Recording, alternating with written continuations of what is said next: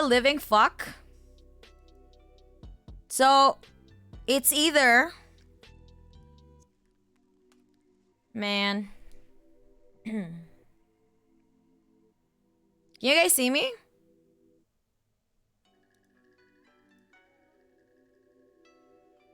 Hello, hello, hello.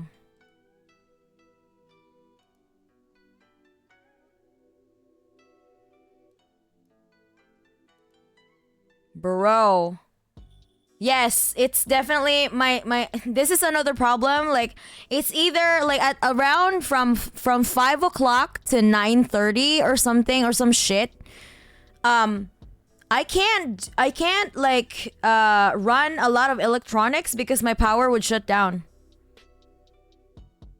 Like, it's so fucking annoying because it's either like I had my heater on and then I have my computer on, right? But apparently it's either I choose to run my computer or just, you know, not run my heater. So it's either my heater or my computer. So I'm streaming right now, so I have to like endure another hour to not have heater. Like, what the fuck is this shit? Like, I feel like I'm living in a third world country.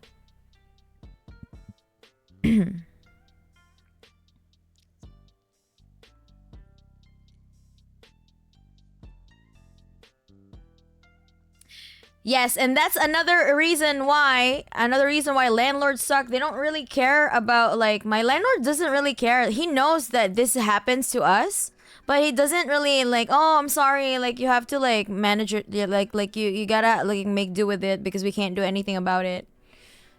Man, I'm gonna move out. I'm gonna get my own house and then move out of this shit. It's not it's not a shitty place, but you know, the electricity problem, the internet problem, I can't take it anymore because my means of living is also on the line, you know?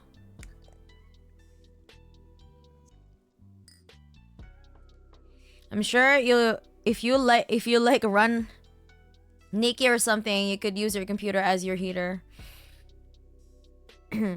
Shaking my head, communism is when no house. Like, yeah, I would rather have communism and not have to deal with this shit. Sadly, Mana doesn't know about our big brother, Billy Harrington. Who is big Billy Harrington?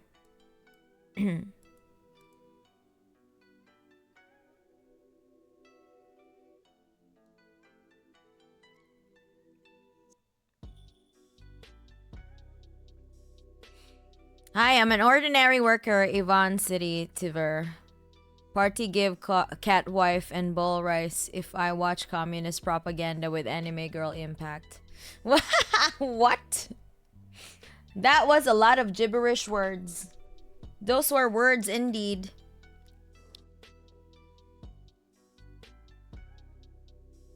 Am I even tracking? What the hell? Okay, so I have some tracking issues for a while there because I had to restart my computer. Fuck. Like, I was so prepared and then my power shut down. I can't get a break. What the hell?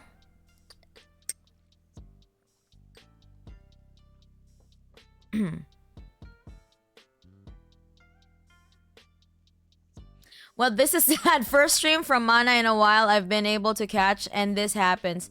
Yeah, I'm back now though. Hello. Hello, Wolfmad666. Yeah, apartment is like it's I don't understand why our power works like this. Like, why are our electricities shared? It's so annoying. This is CIA. I mean, I'd be honored. If this is CIA. Billy Harrington was a gay porn star who became an internet sensation meme in Niku Niku Doga. Ah, I don't know about that. Wait, how is this relevant here? Yes, politic time, Mark. They say in Russia that jams have been knocked out typical thing for old Khrushchev cuss.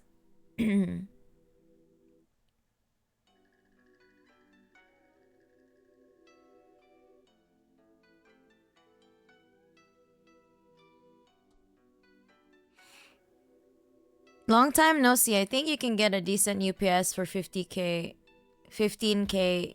What? A decent UPS for 15k yen? What is that? To cut costs for the landlords. Good evening from Siberian communists. Hello, Aryan Karavellian. There can be only one Siberian communist. No. You're thinking about a capitalist mindset. Fix your mind. That's a scarcity, like, what do you call this? Scarcity capitalist mindset. Limited time edition shit. No, we can be all of it. All of the Siberian communists.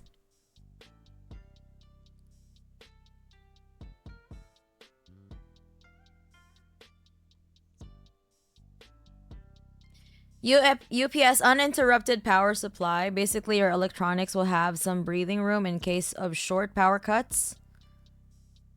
Oh, okay.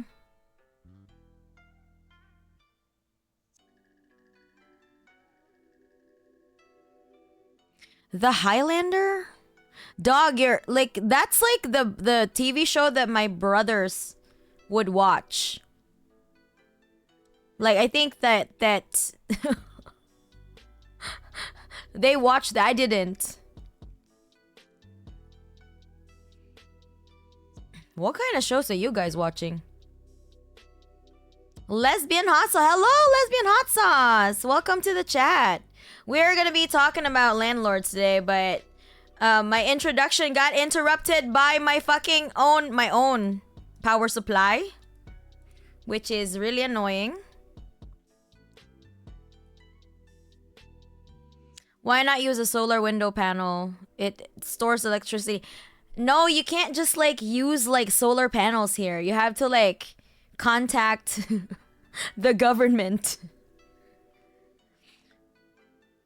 You can't just like buy a solar panel and be like, oh, this is at what I use now. Like even like the solar panels that are installed on our roofs, like my brother literally has a solar panel on his roof. But the thing is, the power that is stored from his solar panel, the power goes into TEPCO, like our electronic company here. They have the solar panel would send that electricity back to TEPCO, and then TEPCO would like kind of adjust how much the electricity that my brother's solar panel collected, and then adjust my brother's like electricity fee into like a lower price. So we can't use the solar panel electricity directly. You know what I'm saying? You know what I'm saying?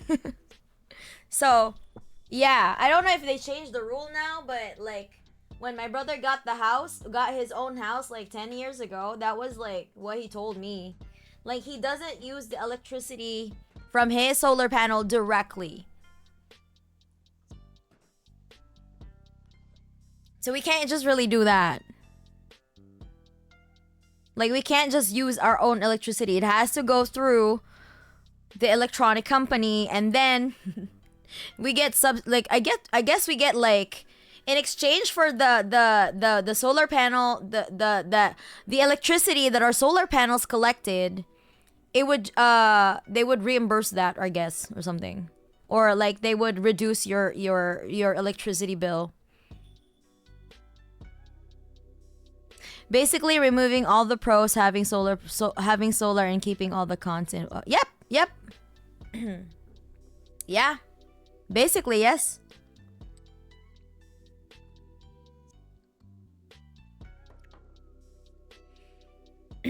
So it's via the grid, but you're giving it to someone else who also will steal some profits. Yeah. Basically, yeah. So, even if you get a solar panel installed in your house, like, I mean, it would reduce your electricity bill significantly, but You can't really use the electricity directly because it has to go through TEPCO. So, nope. Pros of being an American vassal client state. Exactly. Like it's not cool. It is not cool, and we are so behind when it comes to technology. Like Japan is way behind China. Like at this point, like our trains are not as like our bullet trains are not as like, you know, fancy as in China.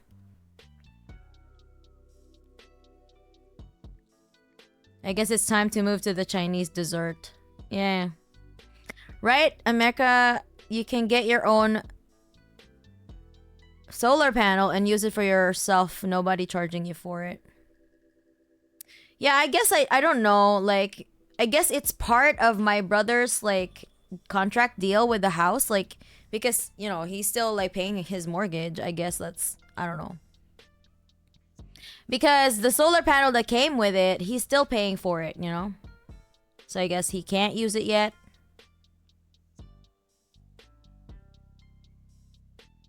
China's HSR is next fucking level. What is HSR? High speed rail?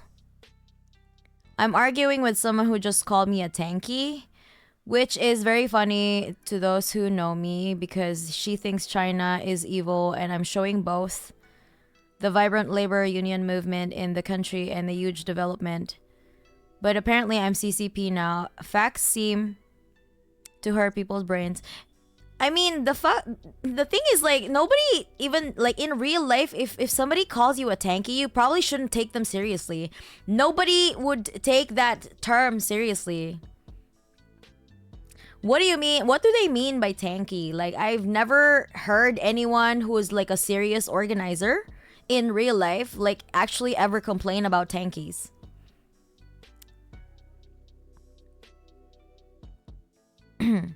The capitalists will have you believe that it is a failure because they can't rake in profits from it immediately. Yeah. Landlords, let me tell you something. Back in the USSR, you could get a new apartment as a young family for free. That's what the DPRK is doing, actually. Nowadays, you can't even afford to buy one, as even mediocre ones cost millions of rubles. So you have to put debt chains upon yourself, giving half or more of your monthly income for the upcoming 30 years. Yeah. And universe forgive if you will be late to pay even once. Your apartment won't be yours anymore. Renting isn't much better, to be honest. I do it now and conditions are something else. Yeah. Yeah, it's the same everywhere. Like, it's the same in Japan. Like, if you're gonna be late for your mortgage, you're gonna have it restructured or something. Or refinance. I don't know how it works, but like I will have to learn it soon because I'm planning to get a house. People who say tanky want to say slurs instead. That is true. That is so true. Correct response to being called tanky, laugh and move. Exactly. We don't engage those types of people. Like I am a communist, so I don't really engage those people. It is a terminally online term. Like, nobody fucking takes it seriously. No offense, but you don't even refer to it as CPC, so yeah.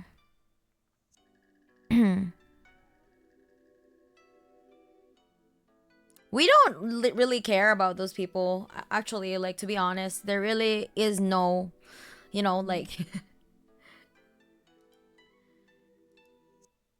nothing of value is lost if those people would just call you tanky. They're just gonna be in their own especially because I think that these libs are mostly like white libs. They're just gonna be in their own like social democrat like circles, and just like, oh, maybe just a pinch of socialism is fine, but capitalism is good actually. Like, there's this dumbass lady on like Red Note. I'm not sure if she's on Red Note or that was a TikTok video. She was like, oh, like she was praising all of the all of the things that China has achieved, right? Like, oh, they have like really good housing, but affordable housing and all that shit, you know? That the cost of living is really affordable for everyone, even for the poor and stuff like that, right? But then she's like, well, you know, I do have, well, while I have some like some criticism against China, like communism specifically, and I'm like, bitch, didn't you know that the things that you are praising is exactly like the direct result of them having 5-year plans, having a communist party that led them with their 5-year plans. Like, are you serious right now? Praising everything that the Communist Party of China has ever done to its people. But no, we don't like we like the houses, the nice houses, like the nice, like, you know, recreational shit, and the cost of living and the rising purchasing power of the Chinese people. But you know what? Like, fuck communism. Like, are you fucking serious right now? Are you for fucking real right now? Yeah, a pinch of socialism. It's so annoying. Like, oh my god. I really cannot stand like talking with a lib. Like, I mean, you know, like, I'm not God's strongest soldier when it comes to talking to libs online. I can deal with them face to face because they don't really like say like out of pocket shit, because a lot of them are not really non-confrontational in real life. So, and also like a lot of them are not as aggressive or as anti-communist in real life, because, you know, I mean, a lot of people are kind of calm, or a lot more, what do you call it, restraint when it comes to like face-to-face interactions, right? Because they know that they can't just talk mad shit on the spot, right? And then people will ask them like, can you prove this, can you do this and that, like, you know, they can't like just escape from that kind of confrontation. So yeah, I saw that maybe 5 years ago there was a big push to try and create affordable mortgages. How did this work? Did it lessen the burden on the working people? I mean, well, the war happened, so the war happened. 5 years ago there was no war, so I guess, you know, things changed in Russia in particular. You are a communist? Yes, I am. What do you mean? Why are you so surprised? Like, how are you here? How are you here chatting and then not realizing that I'm a communist? I'm getting off. I'll see you around. I gotta get a little more sleep. Bye, Wolfmaid. Thanks for dropping by. Most funny thing is that there are a lot of vacant apartments across Russia now, because our country was going extinct for a while now, and even more intensely in years because of the war. What about prices? They grow, and the entire buildings stay vacant because nobody buys apartments. Yeah, like in America, right? They have like 750K homeless people, but they have like 17 million vacant houses. Like, how the math is not mathing. Like, people cannot afford houses, bitch. Nobody's buying your house. On top of like student loans and medical debt, like, nobody can afford a fucking house. They can't even afford rent. Yeah, Tanky mentioned, yeah.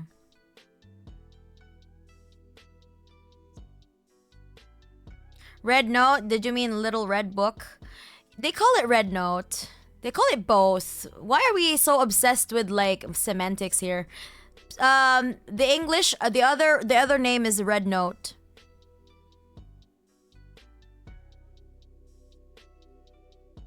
You can call it Little Red Book if you want. I'm gonna call it Red Note because Little Red Book is too long. Fuck out of my life. I'm arguing with someone who was like, oh, wait. I scrolled back way too far.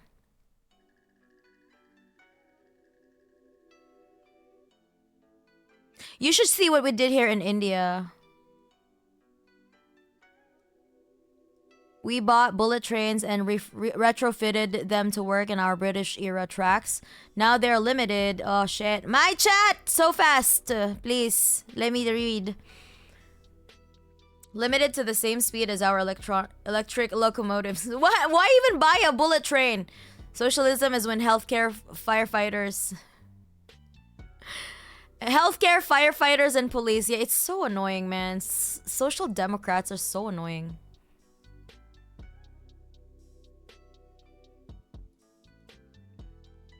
They think that they have like you know, like the enlightenment. You know, they think that they're enlightened because they know that they found the balance between capitalism and socialism.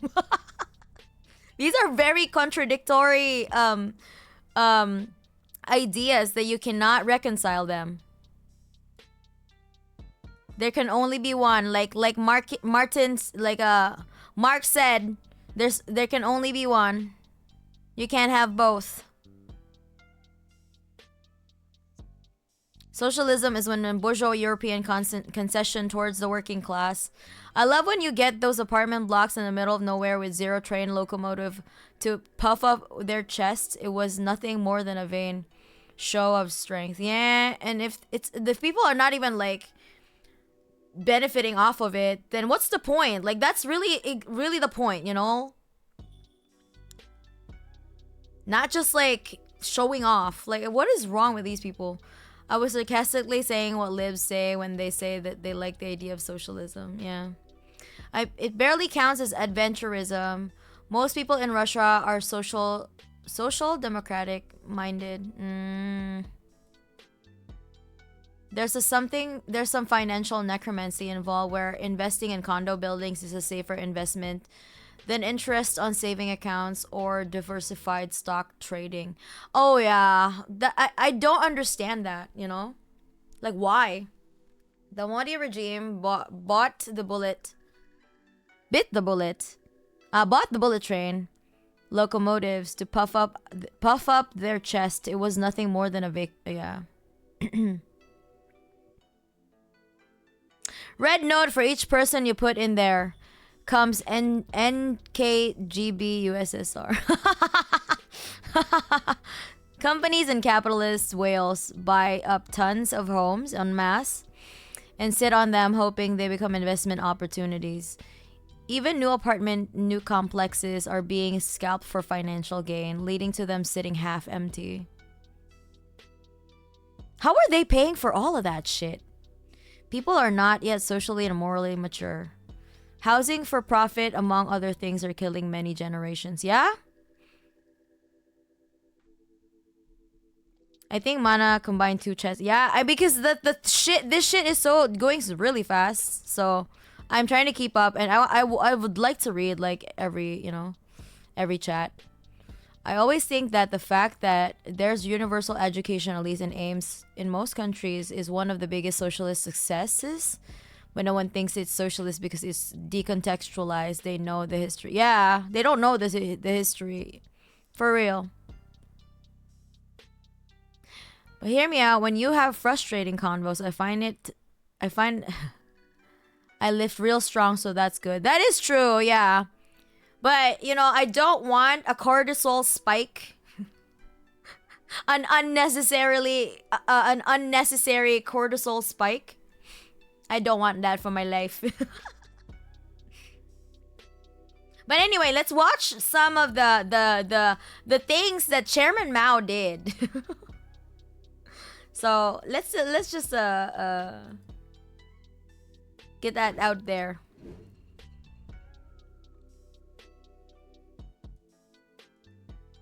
How to Luigi your landlord. This is gonna be informative.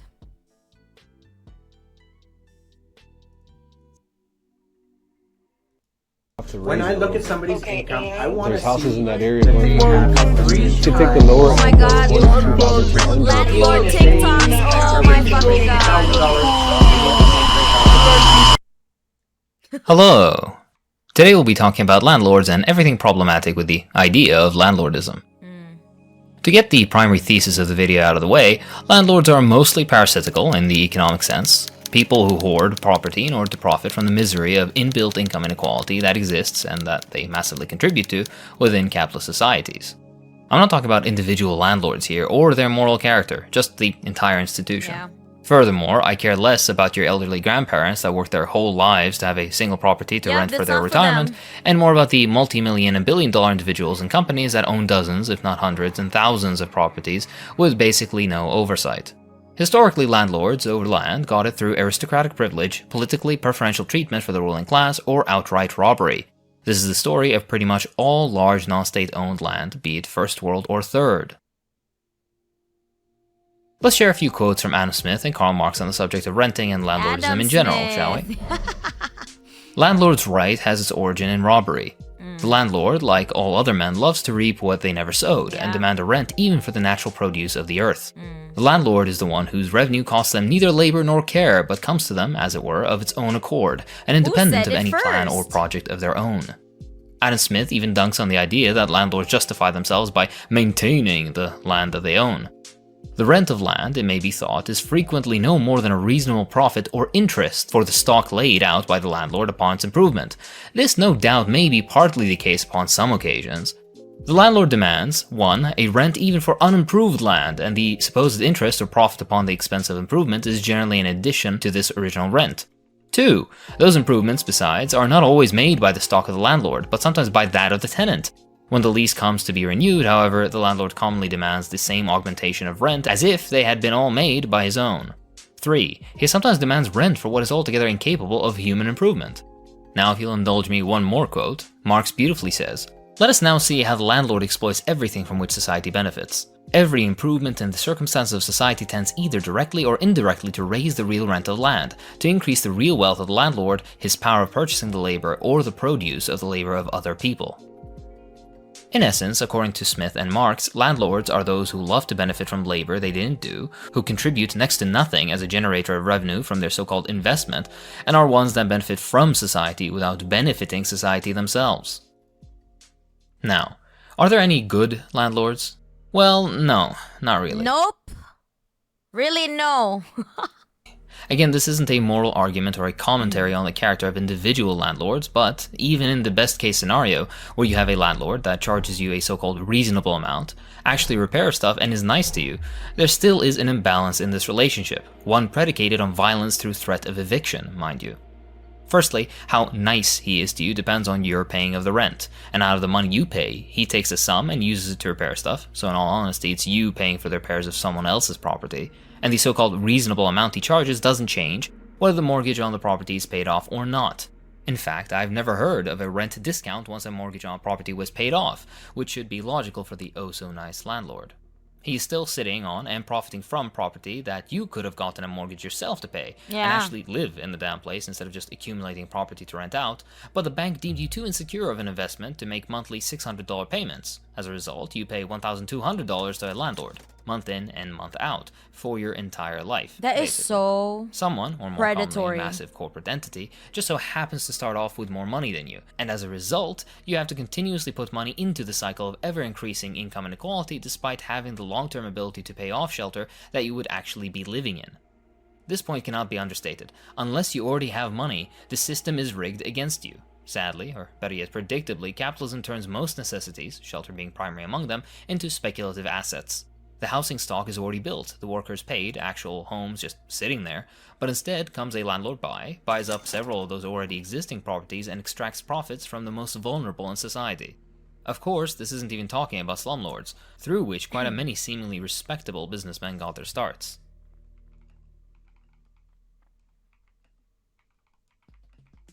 Statistics and realities. This is all according to a great article titled "There is no such thing as a good landlord," linked in the pinned comment below. In the UK alone, there is a housing need of 4.7 million people.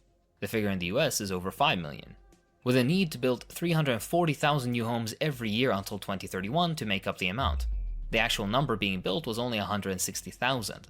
At the same time, there are 320,000 people homeless in the UK, with almost half of those being children, and 1.15 million people on waiting lists for social. That's a thing too, like, I mean, do you think that I would talk about dialectical materialism and historical materialism, but I didn't understand what Marx is saying.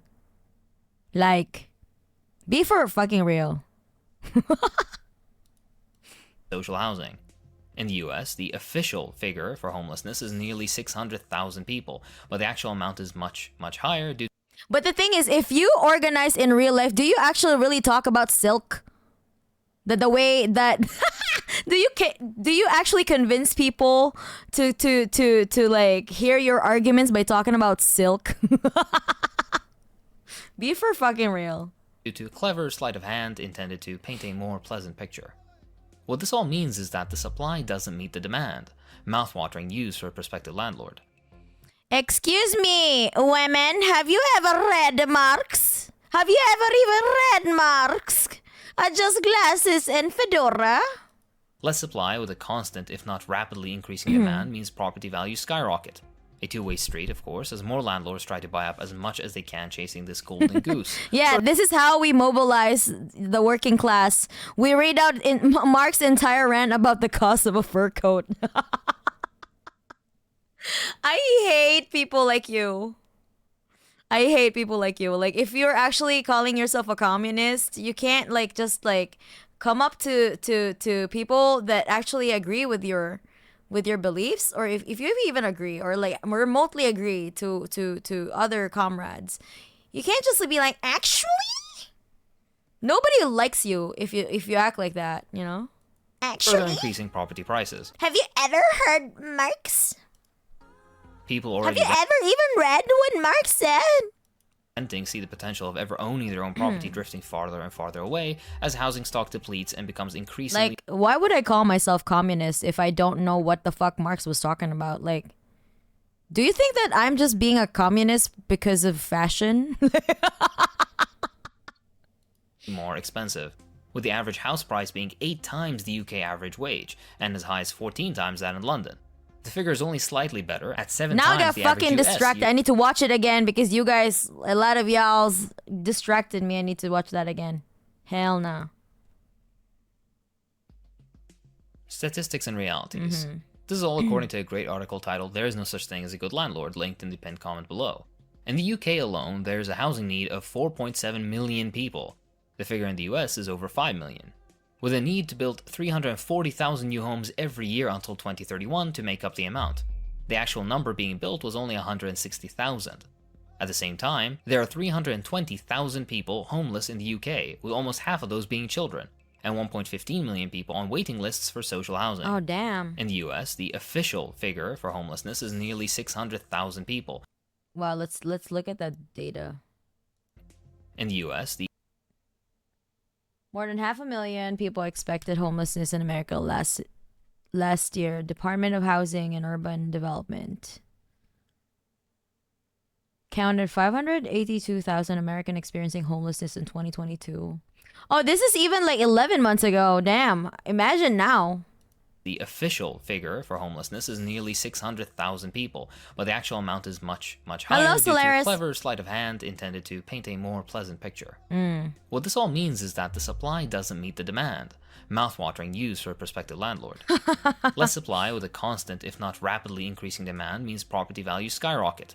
A two-way street, of course, as more landlords try to buy up as much as they can chasing this golden goose, further increasing property prices. Like you guys said, like scalping the housing market.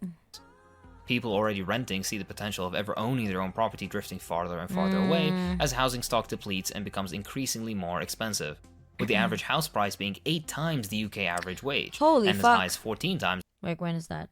United Kingdom, England, London, Wales, Scotland. Okay. that in London. The figure is only slightly better at 7 times the average US yearly salary in the United States. Damn. In the UK, if you don't earn the equivalent of $83,000 a year, or nearly 140 What do you mean? How is it bad? Death is part of nature, human nature. What do you mean? What is bad? What are you referring to?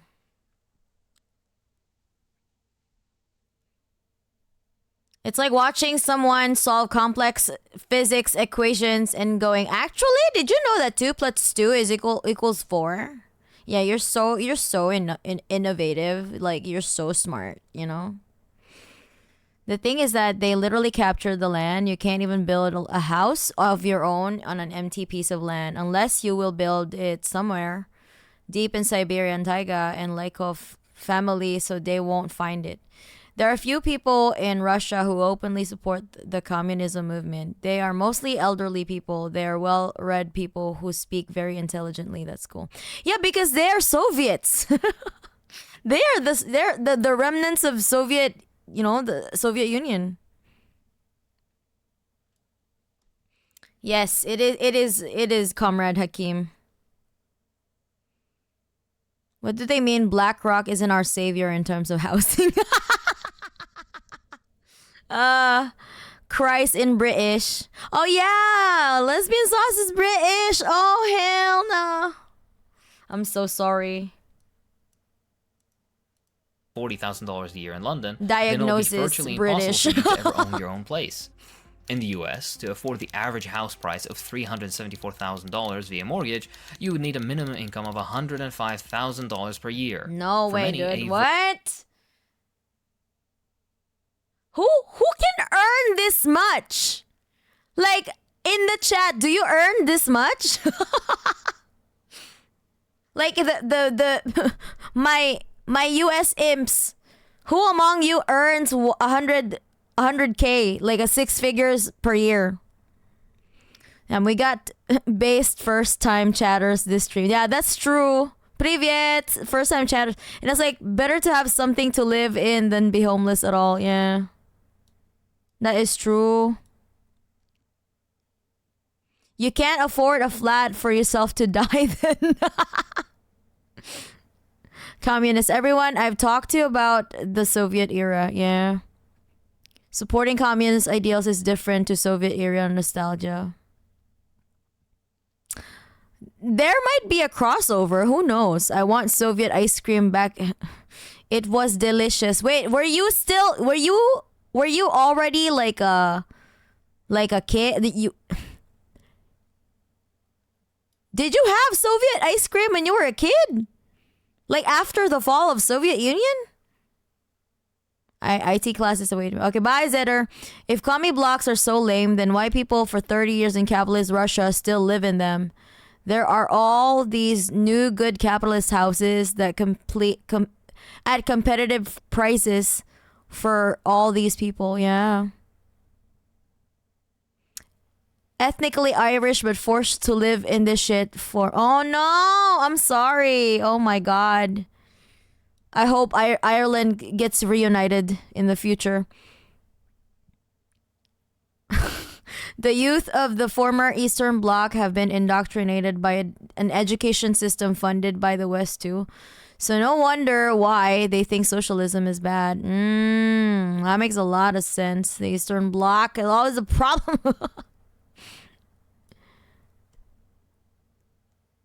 Never held that kind of money. Okay. Absolutely not. I would have to work for a few years. Just filthy rich. Just be filthy rich in order for you to get a house, imps. Like, why are you so broke? Virtual impossibility. You can't afford a fucking house? Then just be homeless then. Like, plain and simple. Why? Just earn 6 figures a year. What do you mean you can't earn 6 figures a year? Are you just broke or what? But capitalist government never were able to replace them. That is true. My friend earns more than that, but in my city, low cost of living for Canada, the average house costs like 600K? No way, dude. Cries in having earned max 20K Australian dollars in 3 years working retail. Oh my god. It is not true. A fairly large part of Russia supports communism, but the problem is that many do not have a good theoretical base, which allows capitalists to easily manipulate the minds of such people. Okay, I guess Reserved was just... Okay, are you Russian? Because, like, I think there was just, like, a... something lost in translation there. Because you asked me in a very hostile manner, and I thought, I was like, wait, are you trying to actually gotcha me? But are you a communist? Cries and not being able to find a job because the economy is so dog shit here. Wait, are you in the States? Am I idiot? 100K is not for one person. It's meant to pay by two people, like a married couple, or like people who are living together. Island will be free, but we're fucked as well. I can't move home because housing is so bad in Ireland. People are dying. Oh my god. Yeah. It's just bad everywhere. I was confused for a while once you say you're Irish, then British. When I was a kid, we had an old manufacturing facility left over. It worked for a long time. The old recipe. It was natural cream. That was delicious. We had our own bread too. I used to go to the bakery a lot. I dreamt of becoming a baker in the future, to be fair. We bought a bread maker and I bake homemade bread all the time. That is so cool. I also have a bread maker, but I don't have time to make bread. I don't have time to make the bread rise. I am so busy. You either rent or you're on the streets. Thus, you have no choice but to rent and pay whatever price desired by the landlord, as shelters kinda non-negotiable. This isn't even speaking of the lack of options those homeless have, of which thousands die every year during the winter. After all, those homeless and the high likelihood of disease or death are the threat landlords use to force renters to accept ridiculous asking amounts for, in many cases, old, unrenovated, poorly heated, and spatially restrictive homes. That's so ugly. What the hell? Like, I would rather, I don't know. I would rather move to China than to pay like probably $1,000 for that shithole. Like, what even is that? Why is the air conditioning or like a heater? Is that an air conditioning unit? Why is it in the fucking middle of like? What is it under a freaking window? Why? It's such an ugly room, but.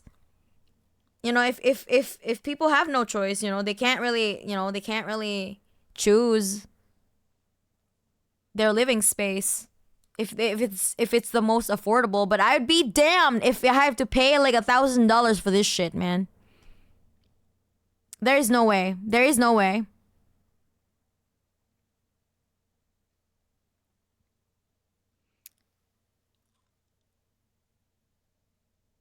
Reminds me of an old Russian guy in an interview talking about the demonization of teachers in modern Russia being why the current fascist government was able to get away with all the shit it does. Uneducated people more easily propagandized. Yeah. I feel so bad for the Maori here. They get fucked by the government politically, economically. So, yeah. Are you in New Zealand? Yeah, family, government don't need you alone. Family is the basic cell of the society. No. What if people don't want to have families? What if they don't want to get married? Like, that's also their part of their it's also their prerogative. But yeah, a capitalist government would want that for you. But under a communist government, right? Like, if they meet all of your needs, right? If you can meet all of your basic needs, like, you don't have to scramble for scraps when you have to you don't have to scramble for scraps when you want to acquire housing or have access to affordable healthcare and education for your future children. If you don't have all of these problems, I'm pretty sure that people would want to start families, you know? Like, a lot of, like, one of my main reason why I don't want to have a child, basically, is because I can't afford a child. Like, even with what I'm earning right now, like, I literally have to use my body to sing and all that shit, but I can't do that forever. You know, at some point I would have to retire.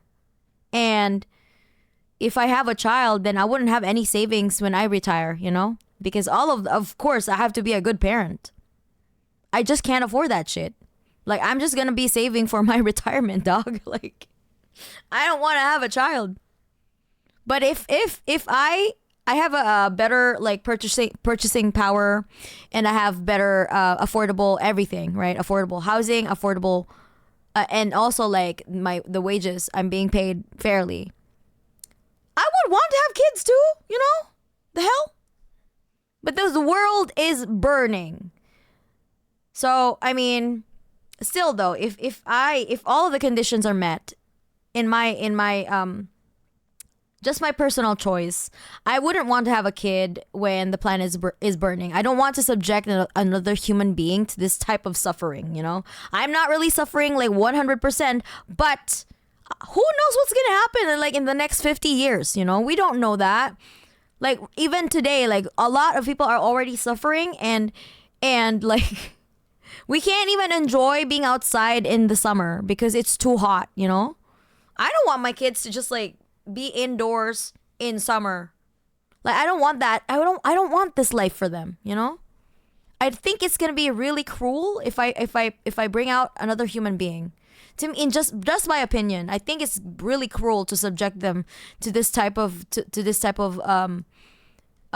environment, which is collapsing every year. You know, every year is the hottest year ever in recorded history.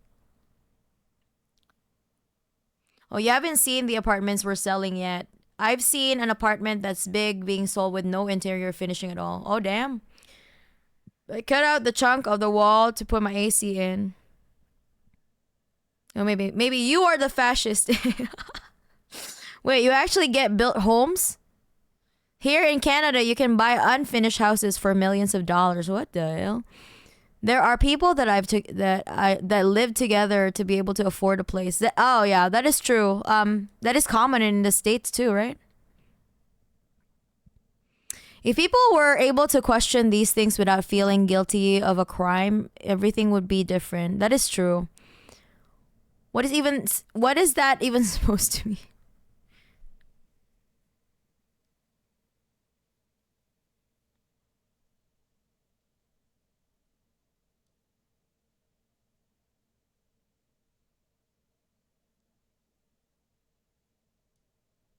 I think they were just joking.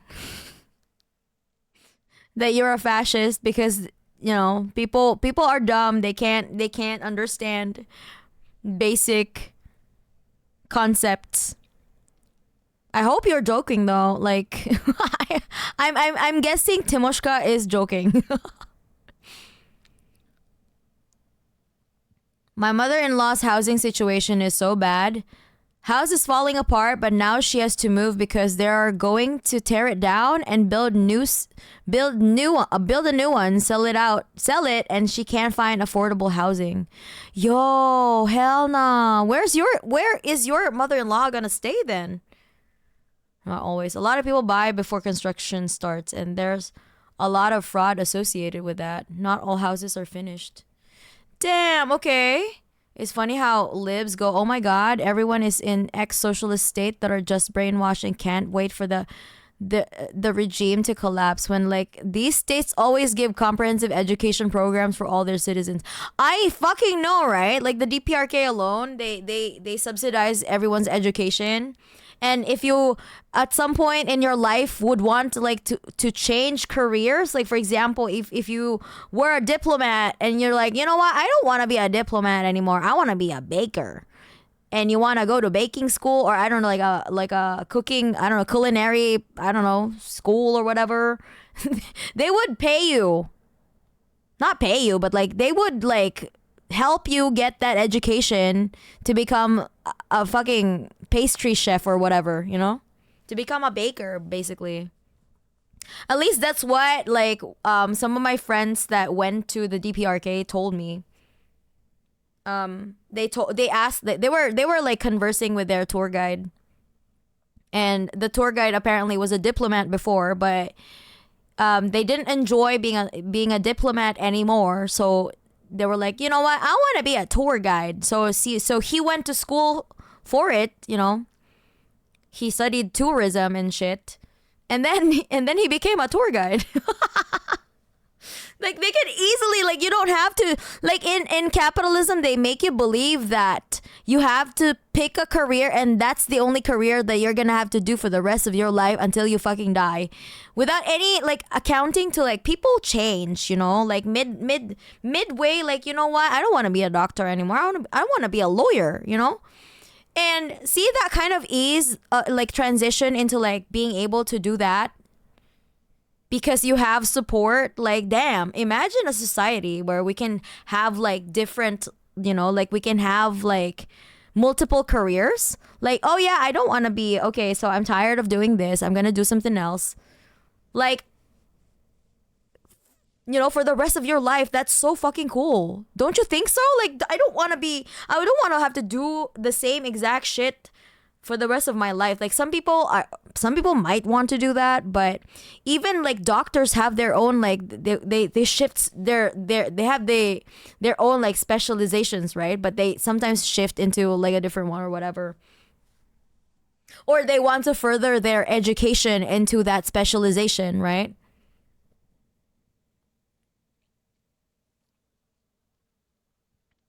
We hit 47 degrees.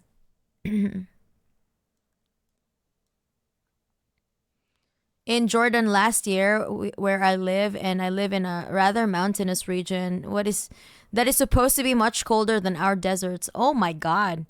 It's easy to say you won't have a child when you have siblings, but when you are a single child, I mean, okay, to be fair, I do have siblings, so, and they have children. So I guess. But I mean, you know, when I die, I will die. I guess.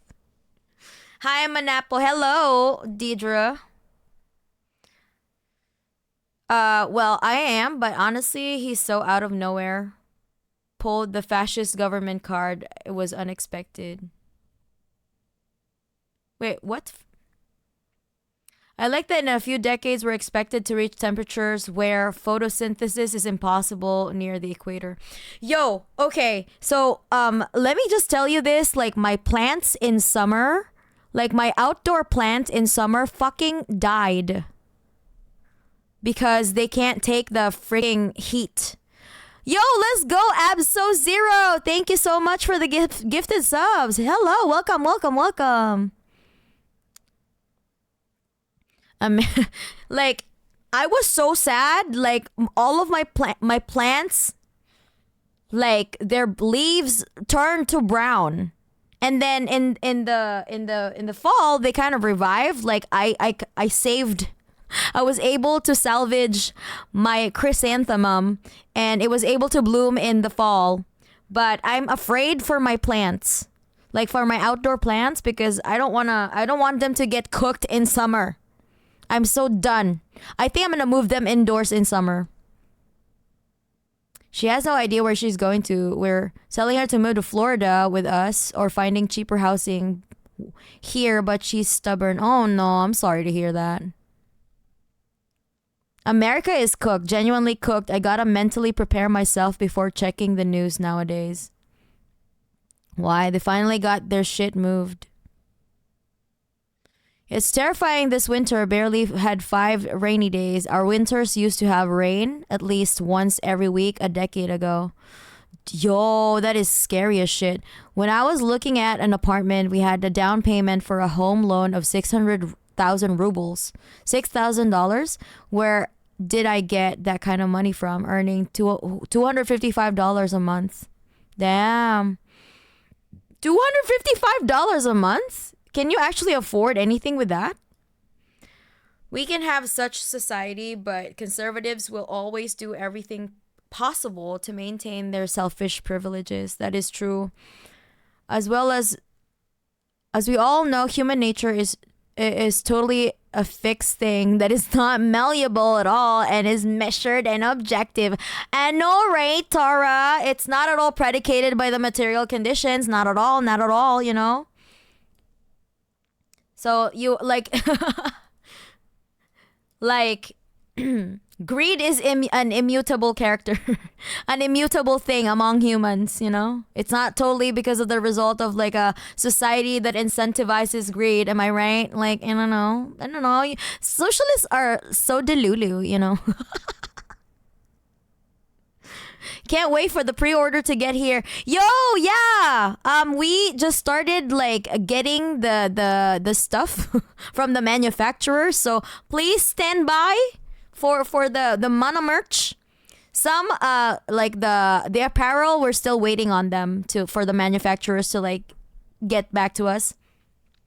But they're still printing the stuff.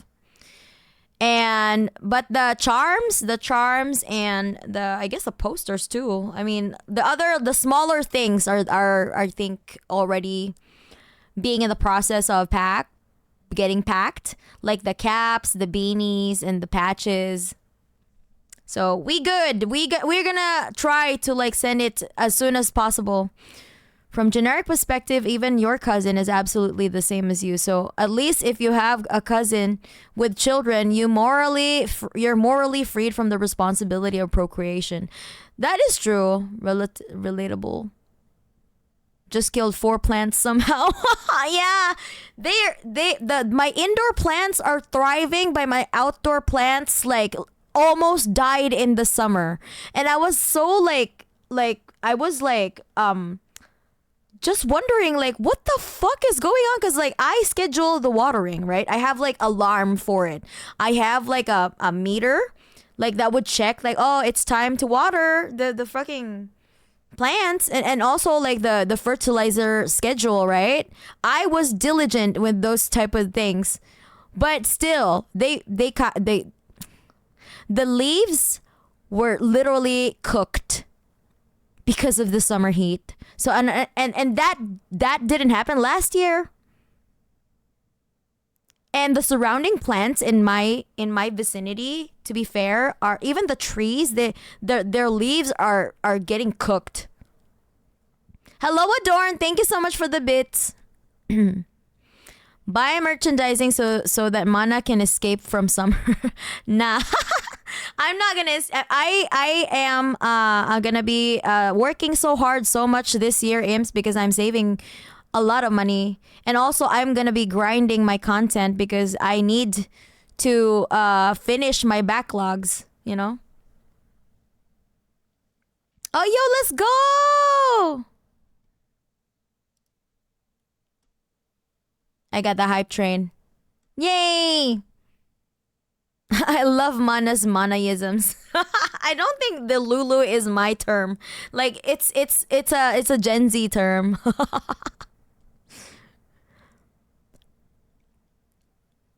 Material conditions? What are you from? Wait, what are you? Some kind of materialist? Like the only materialism that I practice is like buying all of the Gucci bags. I want to go to Japan and learn the bonsai making. Yeah, I think it's really but you could also like watch YouTube though. I think there are some YouTube tutorials for like bonsai making. But if you want to do it, I mean, I guess you should. It's going to be fun for sure.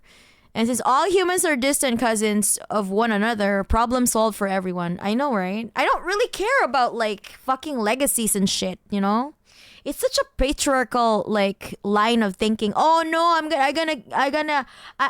I need to keep on like perpetuating or my legacies should fucking live on. Bitch, what legacy? You're literally renting a house. Like what fucking legacy, bitch? You ain't got no legacy, motherfucker. Don't bring another human being into this fucking miserable planet. Material condition. Isn't that the song by Madonna? Yes, it's such a material. I'm such a material girl, Imps. Little secret, I've changed 13 jobs. I couldn't hold on to any of them. Either they cheated me out of money or the place of work closed down. I couldn't work for long because of poor working conditions. I'm sorry to hear that. Yeah.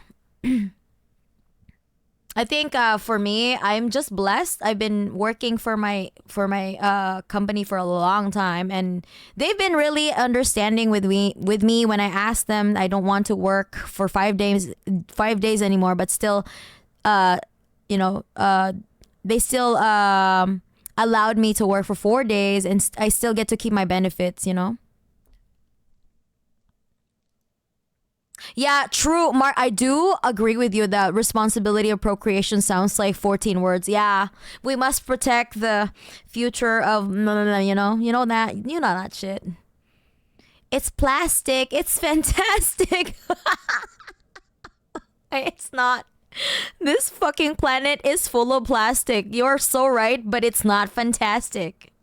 You're right about that plastic part, but not the fantastic part. I just learned good news yesterday. My first employer, who cheated me of my wages to pay me below minimum wage, just died of cancer. Yo, let's go! Hype! Hype train! Let's hype train!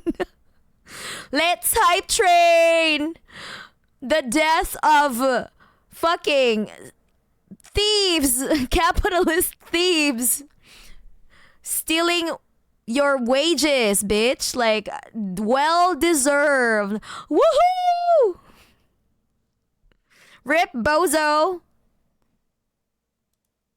I don't give a fuck, bitch.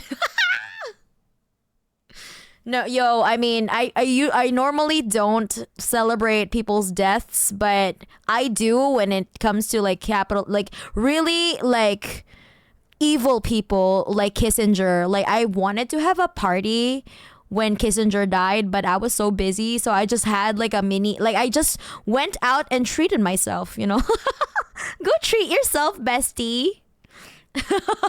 A war criminal died today. Go treat yourself, bestie. Like, that's my philosophy in life.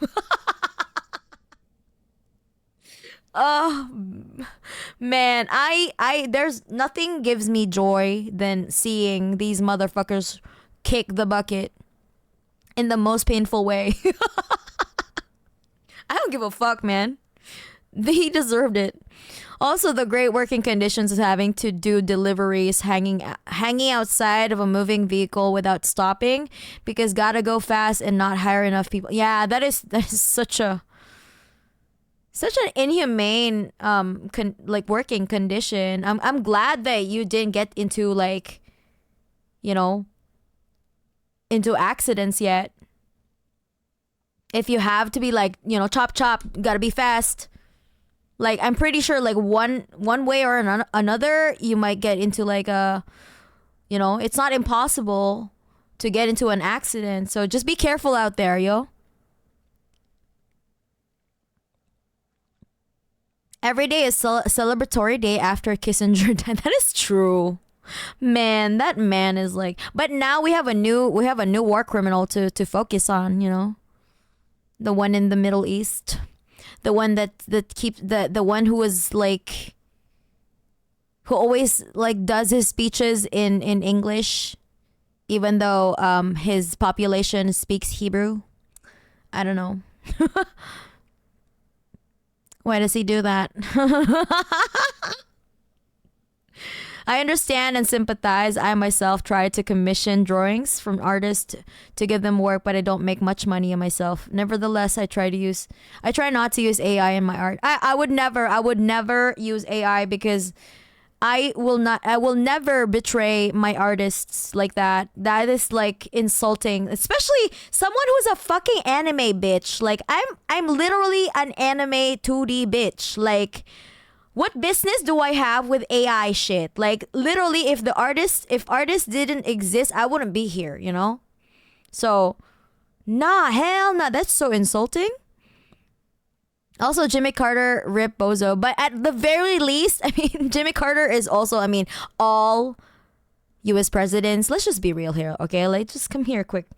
All U.S. presidents are war criminals. Every single one of them. Okay, I don't give a fuck what their politics were. They're war criminals.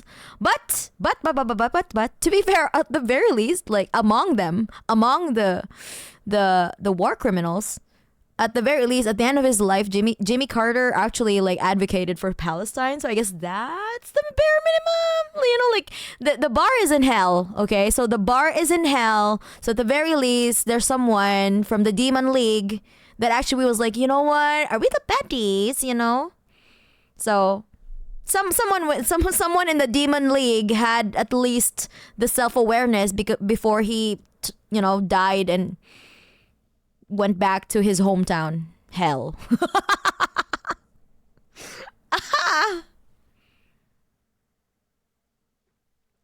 Mana uses AI artist, brings out comically large eraser. Yeah, I deserve. And if I would use AI in any of my content, like I wanted, like, in some way or some form, I literally would volunteer to be erased. Like I would ask my live 2D mama, please erase me from my existence. Cause damn,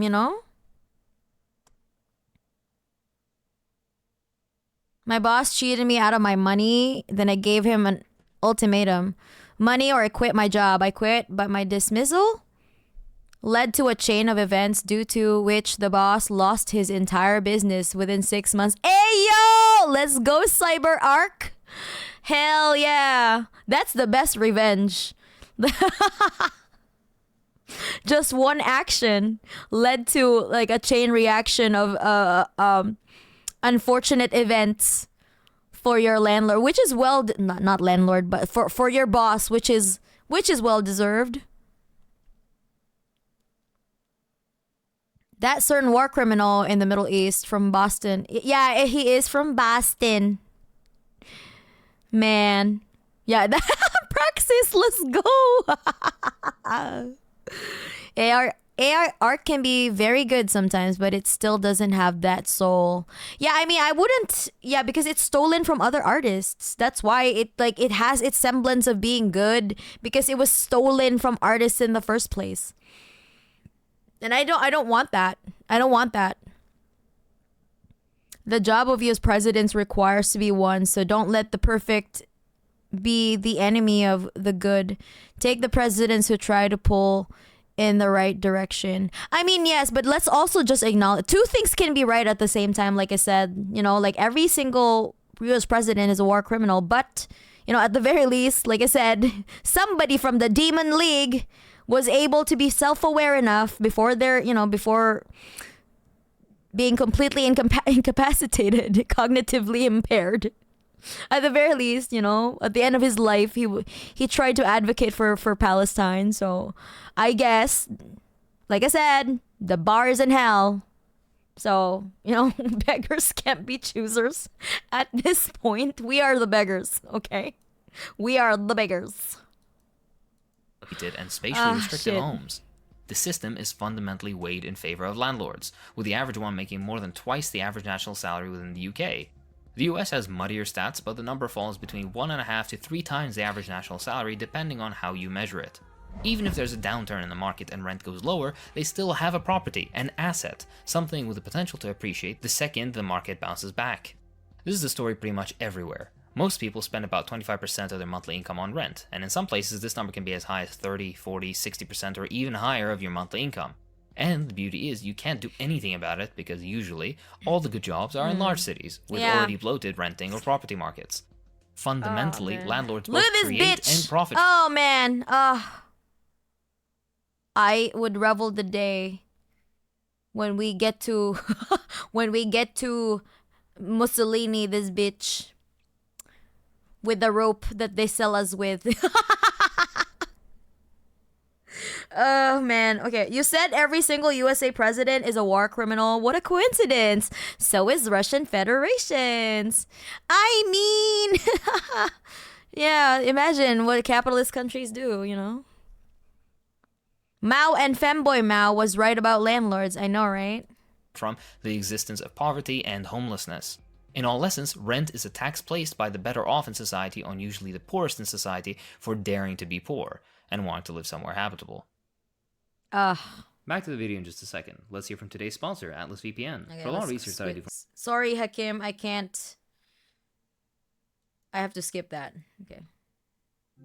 Landlords are superfluous. It's absentee ownership. Landlords earn money from tenants due to property rights, not their labor. Yep. Landlords make their money while sleeping, eating, or just existing while you go to work every single day. Yep. Or while not living there and being able to They literally don't create any value. charge you however much they want. And That's why they are leeches. Because who creates value? You! The renter! The fuck? dictate terms on how you live in your own home, which isn't really your own home. As with every argument in the support of capitalism, choice is equated with an ultimatum. Exactly. The workers! They take the money you pay them to pay off the property and then take a little extra as profit. Yep. Everything a landlord does or pays for comes from your wallet, be it property tax, Yes. maintenance, or whatever else. If the landlord didn't exist, then the tenant would pay less overall. Landlords are unnecessary middlemen that profit off of poverty and homelessness. There is no skill required to buy housing, with the only requirement being money or access to finance. To notice that there is a need in a community for housing is to notice that people need food, meaning a completely ridiculous thing to stake your right to hoard housing to. Exactly. To quote the Greater Manchester Housing Action, a landlord might argue that they possess a skill in predicting in advance when a residential area will gentrify, and then use their skill to invest shrewdly in such areas to bring themselves greater profit margins. Such a skill is of no benefit to society, so it's unclear why it warrants financial reward. Minimal bravery is required to invest in a rental property. Yeah. In the unlikely event a landlord... Like the argument that, oh, they're risking a lot by buying property. The fuck, bitch, doesn't take a lot, you know? See, minimal bravery is required to invest in a buy to let property. In an unlikely event, a landlord fails to find some desperate soul to rent their purchase to. fails to find some desperate soul to rent their purchase to, they still have a capital asset that is likely to have appreciated in value. Right? The administrative burden of being a landlord is minimal when compared with running a cotton mill or a curry house. Relevant examples from earlier in the article. Arranging viewings, having to occasionally call a plumber, supplying annual gas safety certificates, etc. are not arduous tasks. Despite this, many landlords either fail to fulfill their small role adequately or subcontract to a letting agent who is usually effectively paid by the renter through further inflated rent. Yeah. By the time a landlord takes ownership of a home, the home already exists. The workers involved in the hard work of physical construction give society its housing stock and the renter their shelter, not the landlord. Our housing stock has already been paid for. That we continue to pay for it again and again in perpetuity is a form of collective madness. The problem is systemic. It's not the individual landlords that are the problem, it's the existence of the landlord layer of society that is. The existence of this entire group that own housing for whatever reason and leaves the rest unable to do the same unless they pay a monthly fee to use said housing that the landlord just has and doesn't use is a societal issue, regardless of whether the person you're renting from is a good or bad person. A potential solution and conclusion. I did not intend for that to rhyme. The obvious solution is socialism, with publicly owned housing for all. Pretty much every single socialist country, both historically as well as today, had either eliminated homelessness or have negligent amounts, especially compared to the behemoth homeless populations of the US, UK, and rest of the so-called prosperous Western capitalist democracies. I've spoken extensively on socialism elsewhere, and concrete steps can... I know that for a fact that the UK right now is also suffering, like... They're gonna be the next San Francisco. Be taken through direct action, organization building, and agitation. If not already. An interesting idea termed the people's rented sector from the same Manchester source earlier, if we broke away from landlordism, our housing costs would be limited to the cost of keeping our homes in a good state of repair and fit for human habitation, alongside a small contribution to the cost of continually replenishing the nation's housing stock. You don't have to live in squalor paying $1,500 in an unventilated house.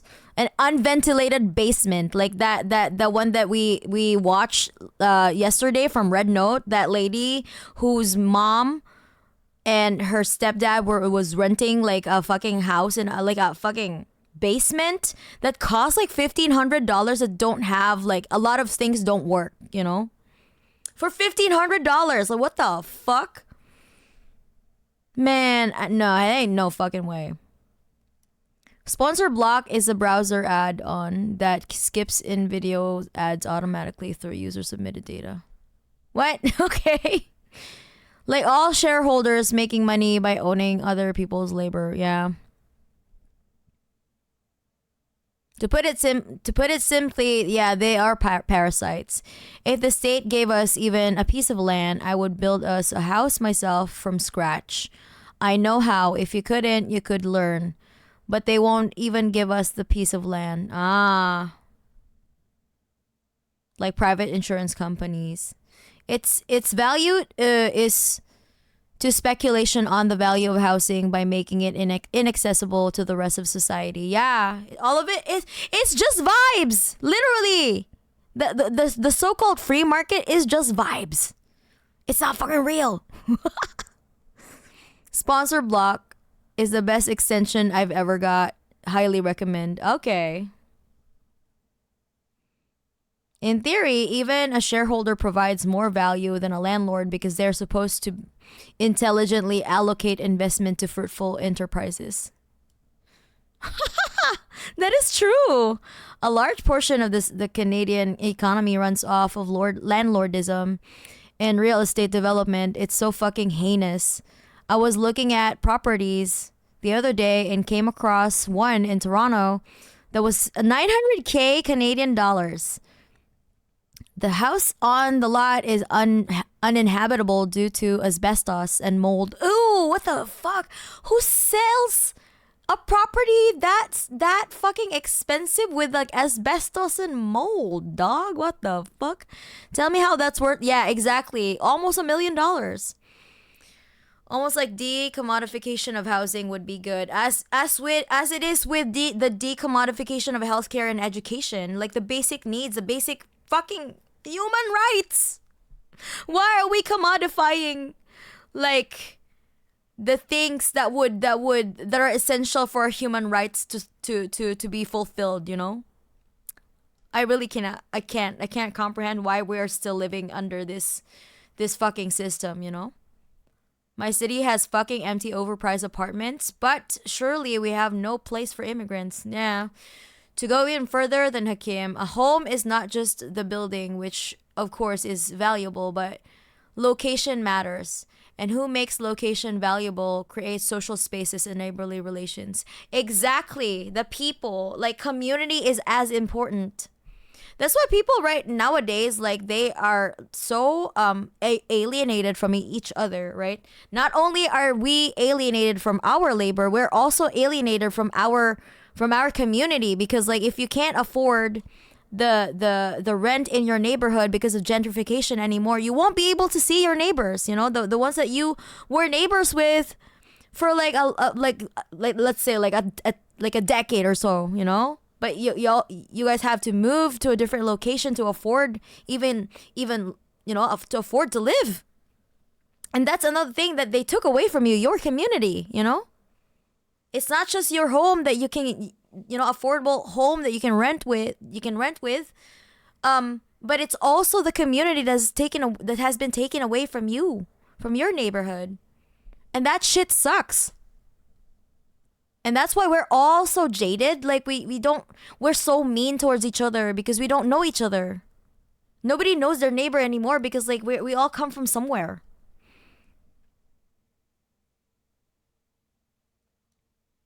Like everyone who can't afford shit, like yeah, we're all here, you know? It's a steal. Some landlord for under $1 million in Toronto, where homes that would cost like 9K in the 60s are now like 2.2 million. Holy fuck. He does run the country like a business, and just like every time he was a CEO, it's failing. Before the revolution, aristocrats and rich trash lived in places and mansions. After the revolution, all those mansions and places were given for schools, hospitals, orphanages, and children's summer camps. As they should have been, you know. The city council tries to change it, but the prices are even higher. Damn. Higher profit if they have exuberant high.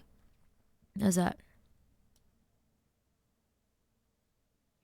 Exuberant high rents and a few renters in more reasonable rent-filled buildings. Yeah. Asbestos is free. Seasoning is wild, dog. A lot isn't even large, and the lot isn't even large. The zoning restrictions don't even allow you to build large multifamily housing on the lot. That shit sucks. But the condition of the housing in which many people live is very deplorable. Many years after it was built in the USSR, and new buildings are very expensive and not everyone can afford them. There is, of course, a mortgage, but this is an economic noose around your neck. That is true. In my old apartment, I would be stung by wasps in my bed regularly and had roaches, what? In my cupboard because they refused to get exterminators. Yo, you get stung by wasps? Why are they in your bed? What the fuck?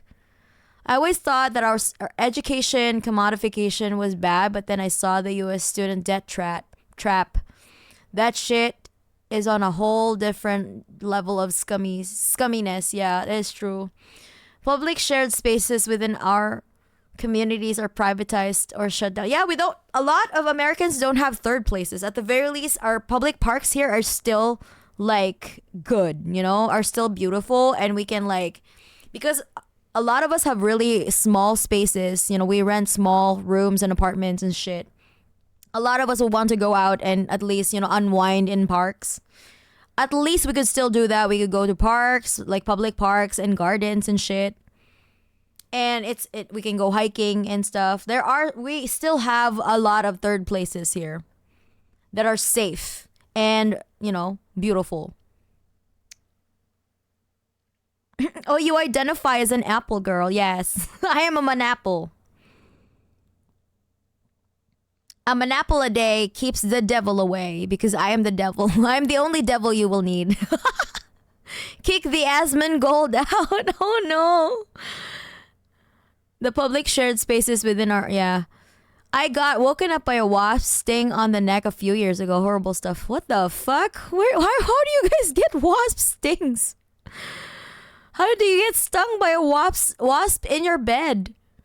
Actually, it's not that bad. Many houses are being renovated and there are dilapidated houses only in the wilderness. Oh yeah, in the Empire, workers literally were stuffed like sardines in barracks or lived in the corner of aristocrats' apartments.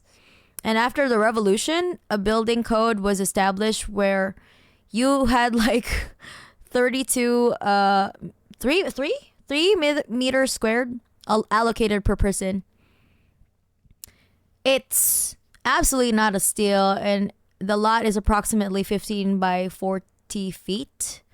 A tiny lot between two existing houses, and in order to use the property, you'd have to hire a specialist demolition crew, and even then you'd have to rebuild according to the zoning. A real estate development can't buy it and turn it into a condo tower.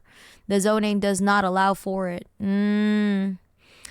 Yeah, something you have an endless war when you rent a place. No, I don't though. To be fair, my place does not have cockroaches because I put we have this thing called hosandango, literally a poisonous cake that the cockroaches would get. They would eat it and then they go back to their nest and then poison everyone in the nest. So that's in that way, I've never had any cockroach infestation in my house. And of course, I never leave my dishes just piling up. I never leave my trash open and shit like that. That would become a viable place for a fucking cockroach to live in. Are you from Japan? Yes, I am in Japan. One time I got wasp stung while getting ready for school. Wasps don't ask for consent. Yeah, capitalism fucking sucks. Let's continue. Stock. For most renters, this would represent a life-changing reduction in housing costs. We would then all have the choice to either use the money saved on things that actually bring us happiness, exactly, or cut our working hours, giving us more leisure time to do things that bring us happiness. And we would do so living without fear of homelessness. The overall benefit to society would be immense. Interesting, in my opinion, as one prong of a multifaceted political approach towards housing when working within the capitalist system. However, the only concrete and permanent change will come with the overthrow of the capitalist system and the construction of socialism. Yes.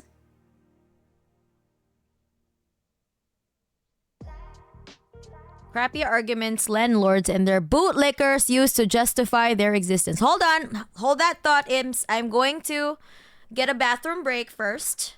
And then we're gonna get through this. Okay? And also, feel free to chime in, the bullshit that you've heard from your landlord on why, you're not, you have a complaint and why they didn't address it. Like, just type it in. I will try to read as much as I can. Okay? I will be back. I'll be back.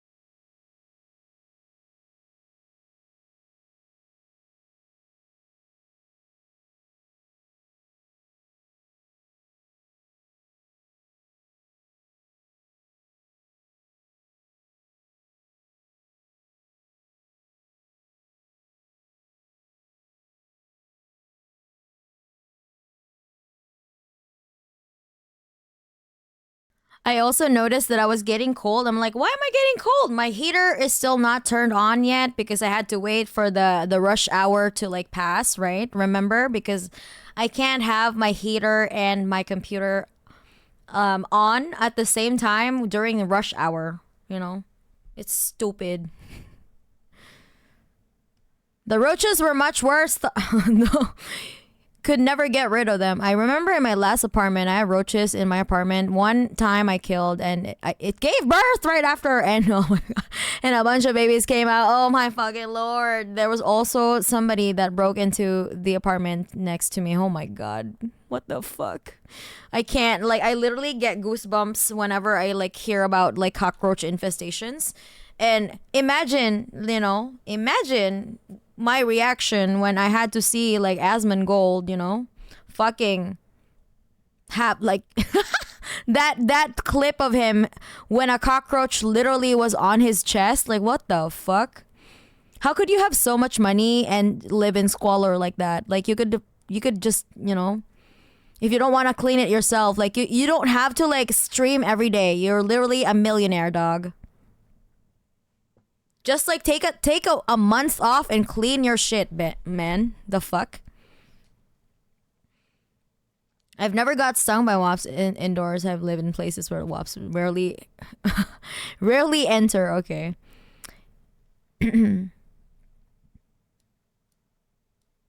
Fortunately, the safety margin of Soviet housing allows for periodic restorations, but how long can it last? For example, housing and communal services systems are already bursting at the seams. And there have been a lot of accidents lately. Ooh, what accidents? Ooh. You don't leave dozens of bags full of half-eaten takeout food and disposable cups of sugary soda. What kind of Twitch streamer are you? Sammyo. Are you really trying to make me like, to make me adapt into the Asmongold lifestyle?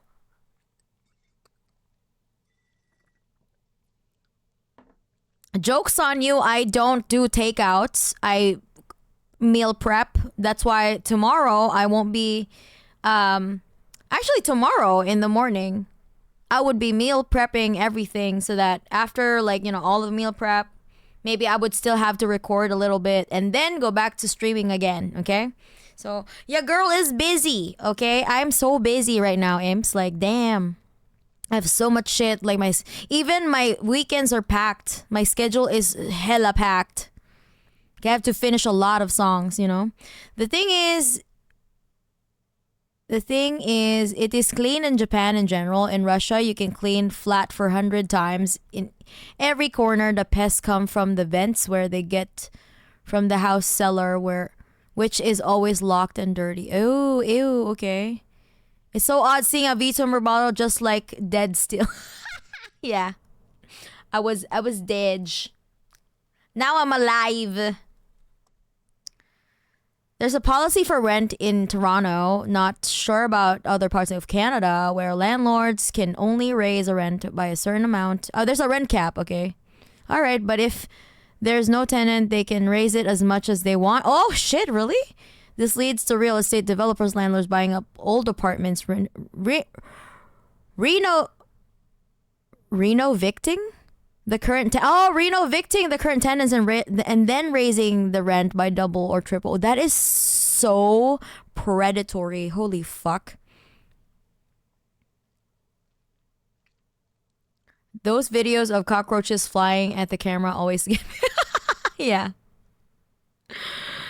After me and my family moved out of my bitch ass landlord's home, my neighbors told me that we are such good and chill neighbors, and they were upset about us moving out. Oh, but I'm glad you have your own home now, Adorned. I'm really, really happy for you. They have your own home. Yeah, it's the same in Quebec. In fact, a lot still depends on the neighbors. If their place is dirty and cockroaches live, then even if they are killed, they will appear from the neighbors. Oh my goodness. Yeah, imagine dozens of them crawling on the ceiling above my head after I poison them heavily. Get the ones that would infect their nests. Even if they go back to the neighbors, they will infect the nests and the nest will die. You constantly get Soviet housing burning down and stuff due to not being maintained right or being restored with materials that make it more flammable. Damn. A cockroach in Russian sounds funny. Tarakan? Tarakan. Tarakan. Well, I lived in Vegas. We had roaches as well as camel spiders. Damn, camel spiders.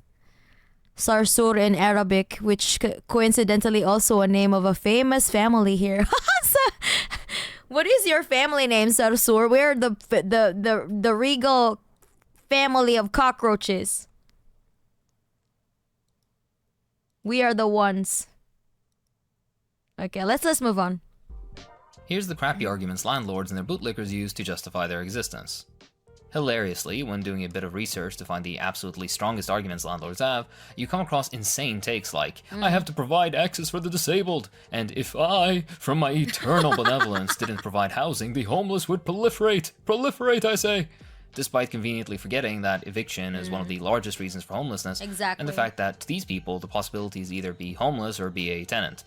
Absolutely no room to entertain the possibility of people owning the homes they live in, if only we lived in a sane world where regular people aren't priced out by investment firms, or, better yet, housing is socialized. Right? Furthermore, you come across stuff like this in which, when enumerating all the things landlords do, over half the points are have money, and the other half being spend the tenants' money. By the way, the guy that posted this is some business bro type trying to shill his books on flipping houses, and has some other gems such as this to say. There's no law My stopping God. them, meaning the poors, from buying houses and renting them out for whatever price they think is fair, or even for free. Yes, this is the caliber of people we're dealing with. Wow. Anyways, let's jump right into What it. the fuck? But landlords are doing a social Hold on. What did they say? There's no law stopping them from buying houses and renting them out for whatever price they think is fair or even less. Just buy a house, forehead.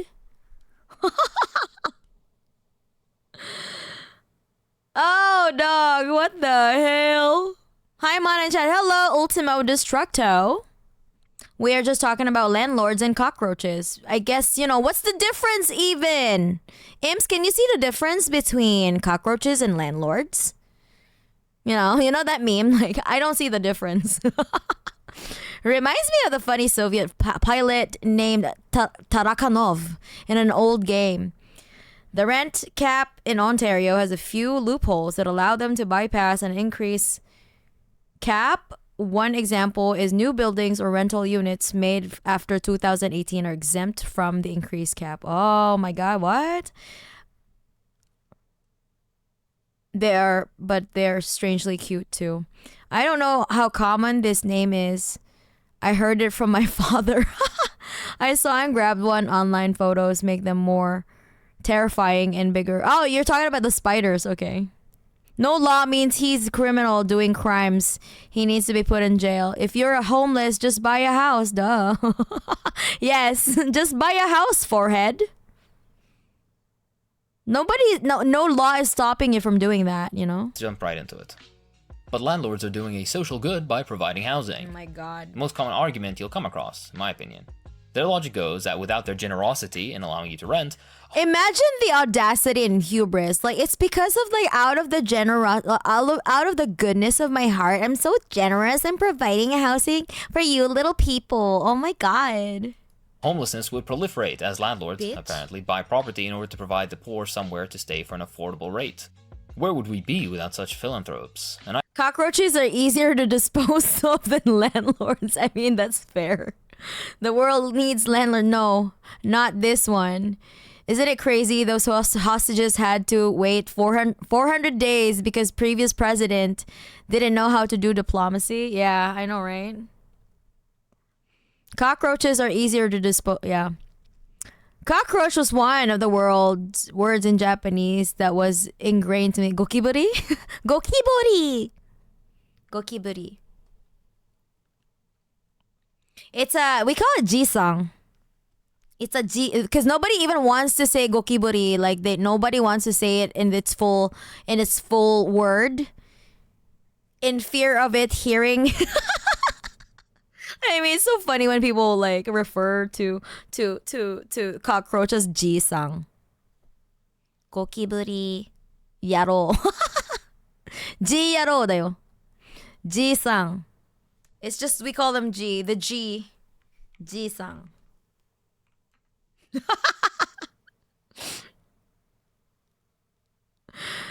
But he is a Mi-24 pilot, though. Cool to know that it's not just a fictional character, though. Unfortunately, most residents in Russian apartments are alcoholics and other low responsibility scum, so you can never be sure about your neighbors.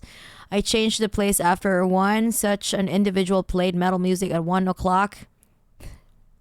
And when I went to confront him, he attacked me with a knife. Oh my god, what the fuck? The funniest thing that even though I wasn't harmed and beat the shit out of him. You weren't harmed, but you beat the shit out of him. I was judged after that because me beating him was confirmed by bruises and nobody could confirm him having a knife. Oh hell no. He pulled a knife, a metal head, pulled a knife on you and you beat the shit out of him, but then you were the one who suffered the consequences because you left bruises on them. But they attacked first. You only did that because of self-defense, huh? Gokiburi. It sounds cute to my ears. I refuse to give cockroaches such formalities. Exactly. Just call them G. G. I thought they were in it for the money. Silly me. G yaro. Joking aside, this delusion is part of that trash can ideology we always hear about. In reality, landlords in, for example, the UK have prevented Trash 2.2 can million ideology. families from homeownership in 2018 alone. I've seen a silly comparison that they do a lot that goes like this. Why would providing housing and charging for it be any more evil than a farmer growing food and selling it, a baker charging for the bread he baked, or any other commerce for profit? Well, in those examples, the baker or farmer are actually, working. They're providing a tangible good. Yeah. They're not renting the bread or vegetables to you while they own them. Once you pay, you own them and can do whatever you Again, they're creating value. like with them. Landlords own housing and expect to profit indefinitely from something they most likely inherited the money for, if not the property itself. Furthermore, landlords don't provide housing. They own housing. I imagine a cockroach in a business suit. My friend, meet Gregor Samsa. Have you read? Do you know Gregor Samsa? He was literally a cockroach. Have you read Metamorphosis? He's literally a cockroach in a suit. Drunken neighbors are a huge problem in Russia. Everyone I know has one. My neighbor came out after me once. The next day, they confiscated a broken firearm from him. What the hell? We're already eating from the trash can all the time. I know, right? I'm glad we have a law of he had it coming here in Quebec. Someone punched another person in a restaurant after they were harassing his wife. He told them to stop. When they didn't, wham. And it was ruled self-defense. Okay, that is good. At least something, some good W's, you know, from Quebec at least. Speaking of Quebec, though, I have this one of my favorite bands that I was listening to in college up until like my adulthood.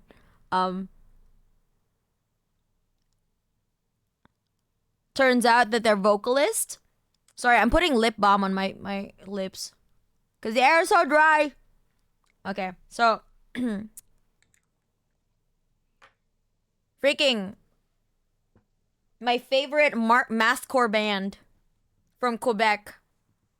Turns out that their vocalist was anti-immigration. He was a right-wing nut. Oh my god. I'm like, no, not my mathcore band. My favorite mathcore band. Like, Chris and I actually had like we were planning to have a cover of one of their songs. And I was like, fuck no, let's change plans. Change of plan. We do not want to be associated with a frigging, you know, with a frigging racist.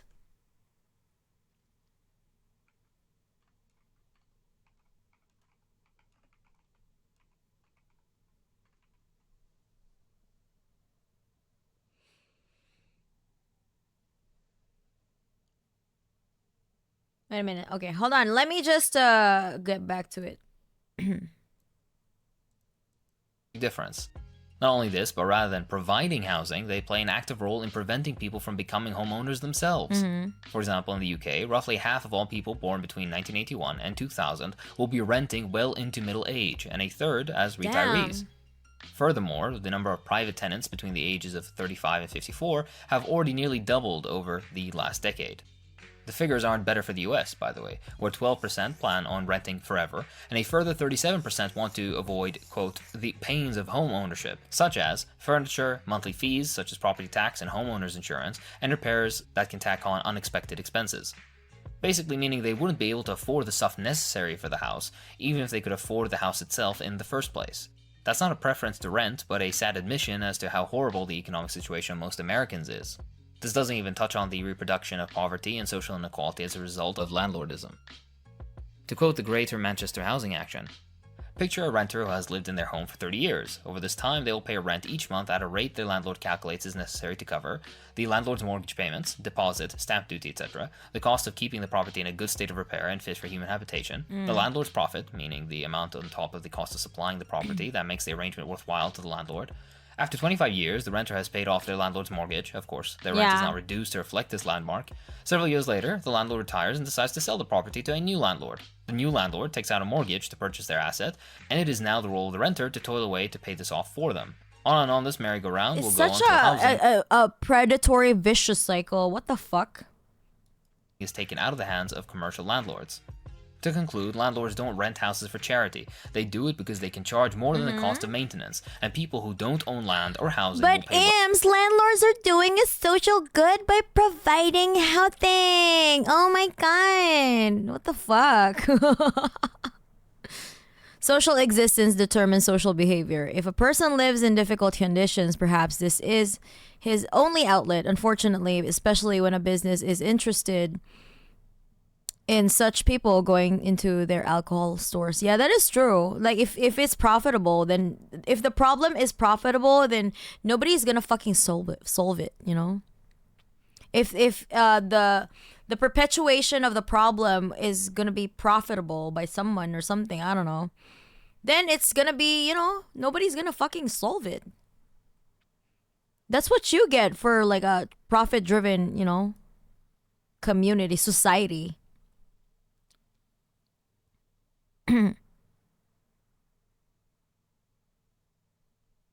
Speaking of covers, I persuaded my vocals to sing a song of yours in Russian. Would you like that, just for future reference? It depends. But I mean, I'm down with, like, if you feel like doing a cover of my song, I don't mind.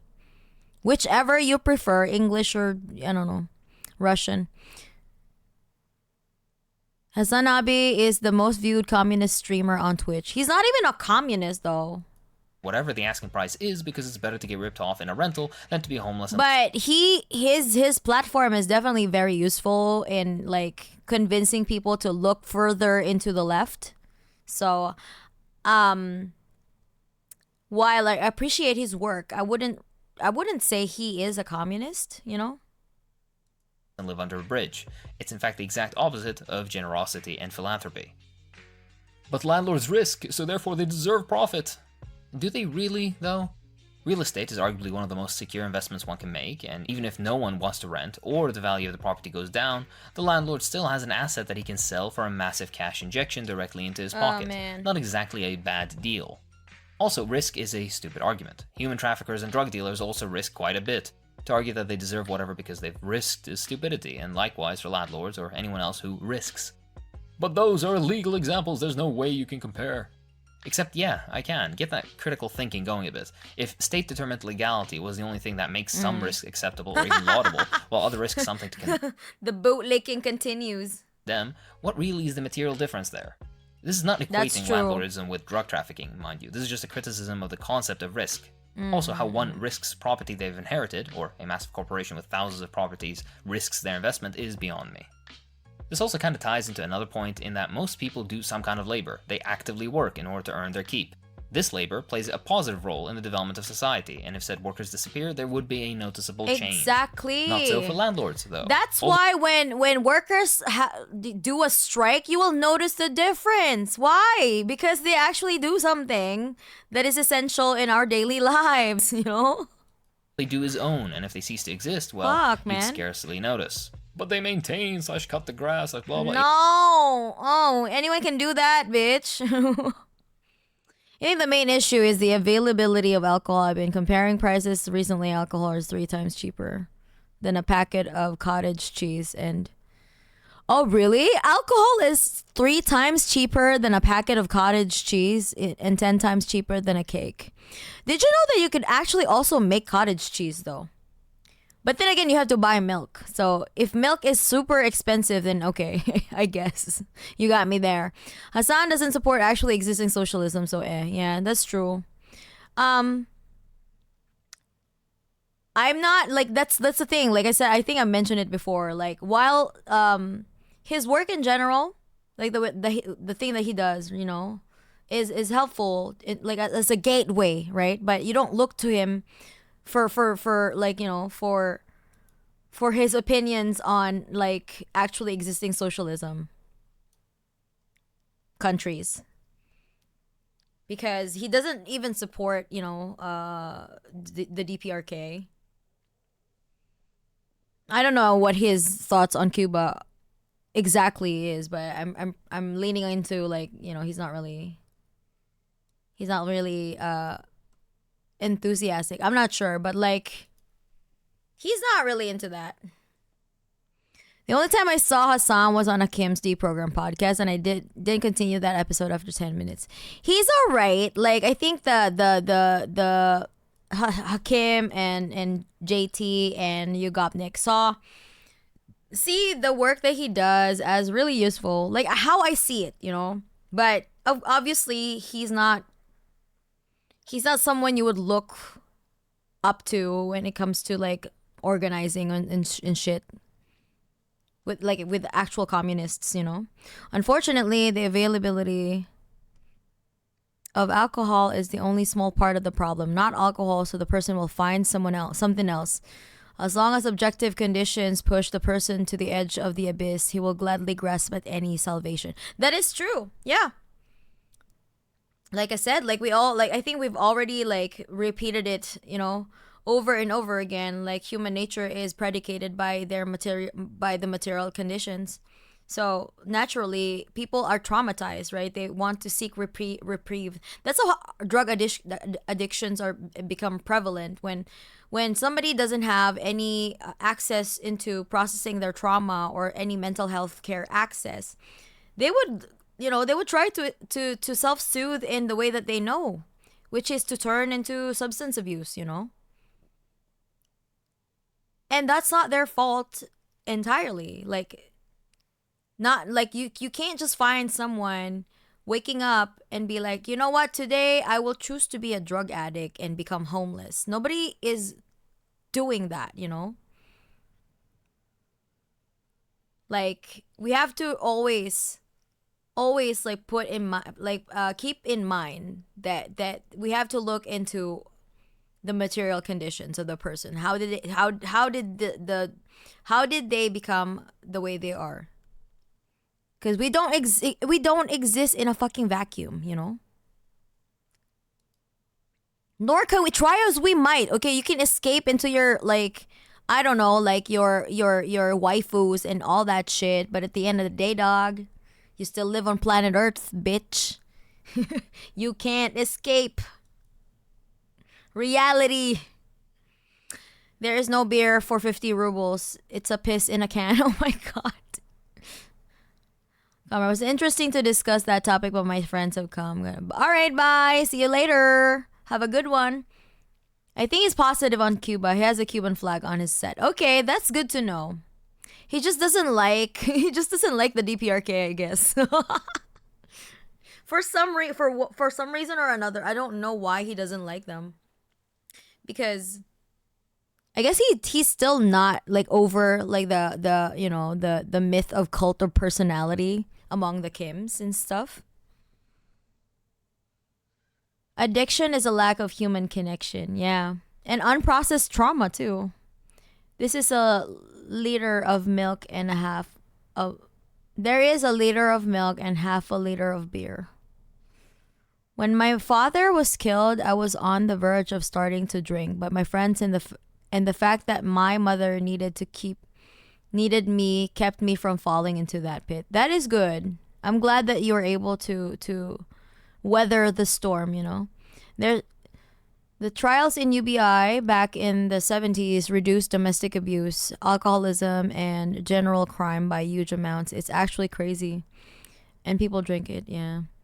What the hell are you drinking? I'm a non-drinker, but every time I go out to sit with friends, their bill is like 2 to 3 times higher than mine just because they get themselves a drink. Damn, really? Yeah, we'll get to that. Arguably, though, the only risk taken is by society in keeping landlords, and of course the tenants that risk being kicked out onto the street. But rental contracts are voluntary. This argument is ridiculous because fundamentally rental contracts are done under duress. When your options are either being homeless or pay whatever a landlord demands, including sexual favors during the latest COVID happenings. Bro, I can't even fathom like the audacity and the hubris that some people have just posting shit on Craigslist like that. Like you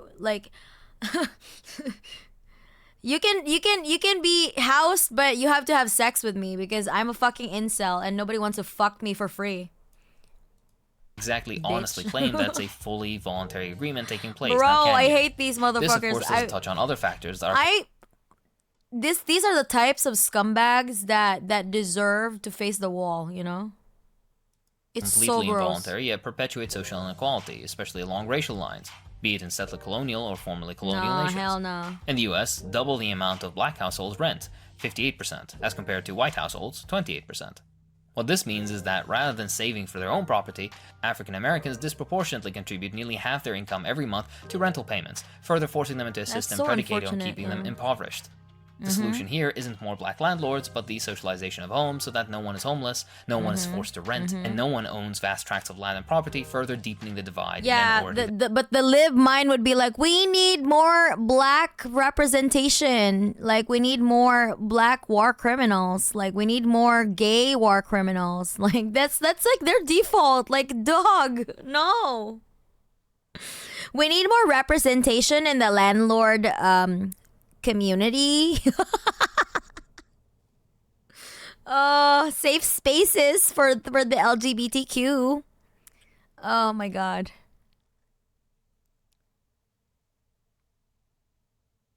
What the hell? Yeah. Last time I ordered a beer in a restaurant before I quit alcohol, it was $10 for one glass. I'll waive your rent, but you have to listen to my 10-hour rant on my hatred towards the hit game made by Riot Games, League of Legends. Okay. More female drone strike pilots. Exactly.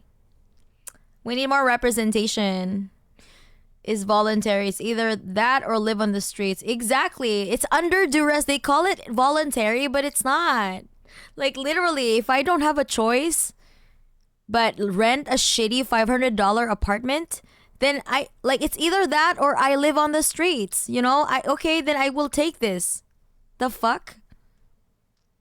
The L in LGBT stands for landlord. That's a good one. I join on the rant. Divided nation. I know. But landlords have to do managerial and servicing work on their properties. Let's go take. Oh god, the representation and that cultural battle is it identity politics taken out of context with no class analysis is fucking stupid. Why you even do it? Just fucking stop. You know, I don't want to hear it. Landlord I found lamenting how much work he has to do.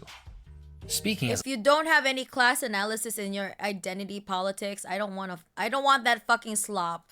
The landlord, I say no. I take all the risk. I provide decent living accommodations for a tenant where he knows the rent and all the costs in advance. And if something breaks, I have to fix it at my expense. I have to cut down the grass, maintain the building, obey all the laws regarding... Yeah, that's your only job, bitch. That's literally, you have one job, is to maintain your property. And you can't even do that shit. You complain. The fuck? Paint and smoke detectors. I'm not allowed to discriminate against what kind of tenant I can take. I am even forced by law to make reasonable accommodations for the handicapped. I cannot even go into the apartment without the permission of the tenant unless there's an emergency. So, you're not allowed to be racist. You have to make sure a handicapped tenant can actually get into the property. You have to make sure that there aren't toxic chemicals in the walls, and you can't blatantly violate the privacy. No fucking asbestos, bitch, or black mold. Holy fuck. Everyone hates it, but they keep playing. The fact that the US created League of Legends automatically makes China better. Oh wait, League of Legends is a US game? I thought they were from Korea. In fact, I very rarely encountered homeless people. Perhaps it's a bit better in Russia? Maybe it's also dependent on location, because if you live in, let's say, Siberia, I mean, it's gonna be really hard to be homeless there, right? You literally can't survive a negative 40 degrees Celsius winter. I think all landlords should be forced to play League.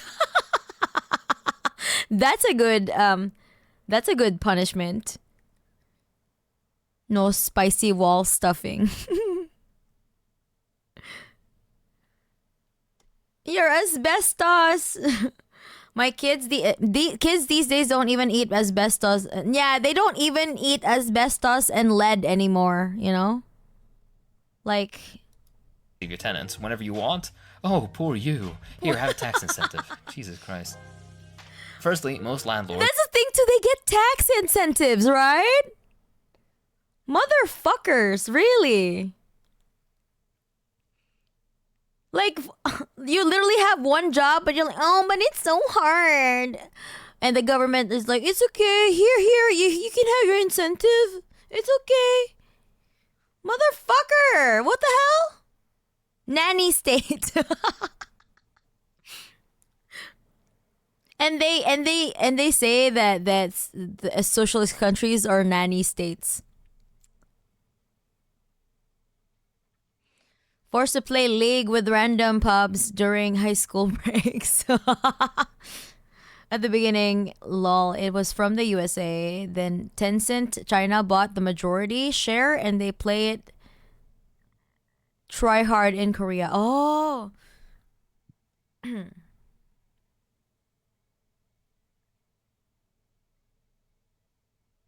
Your username should be their asbestos. We were fireproof due to the asbestos in our skin and radiation proof to the lead in our blood. Disappear, yeah, the master race. Welcome the master race. With asbestos skin and blood veins full of lead as blood. Landlords do not build the houses themselves. Developers hire workers to do it. Most landlords don't do the maintenance themselves. They hire people to do it for them, if they even bother, which, if you've ever rented, you'd be acutely aware of the No way, quality dog. of the No, landlord no, no, no, no, no, no, no, no, no, no. What the fuck is this? No. No way, dog. Oh, hell. No motherfucking way that this is a thing. No. It's like dancing like that na na na na na na. New York, New York. Oh, no, no, no. Actually, I'm singing in the rain. Then this feeling. I'm happy again. This is preserved Asmongold right here. The fossilized Asmongold. Fossilized Asmongold in white. Funnily enough, my country makes most houses out of concrete. There was a documentary about homeless people in Russia I watched 10 years ago, and they stated that homeless people live 4 years on average, 7 to 8 years at most. Oh, damn. That statistics is really saddening. You know, it's fucking depressing, bro. How else are you supposed to develop a tolerance to it? Lead-lined skin to protect us from the oncoming nuclear API. Apocalypse, okay. Where do microplastics come into play? Tora, microplastics are stored in the balls. That that cockroach is spreading his thing. Is it worth it? Let me work it. I put my thing down, flip it, and reverse it.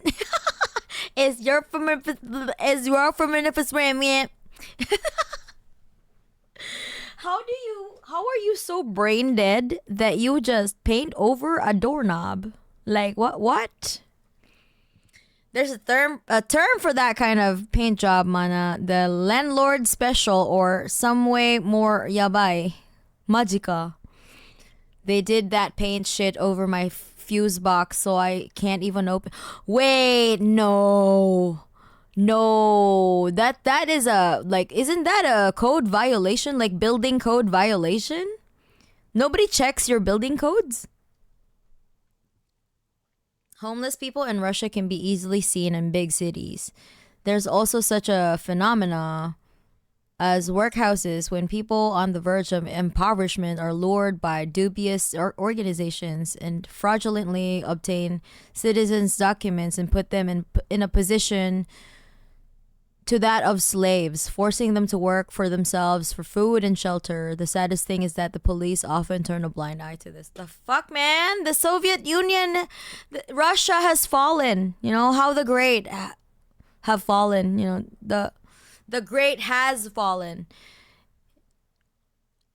Needs a space after cover. The what? Oh yeah, that's true. You are so true, Creamy. You are so right. I need to fix my nightbot. Hold on. Thanks for pointing that out. I didn't even notice it. Damn.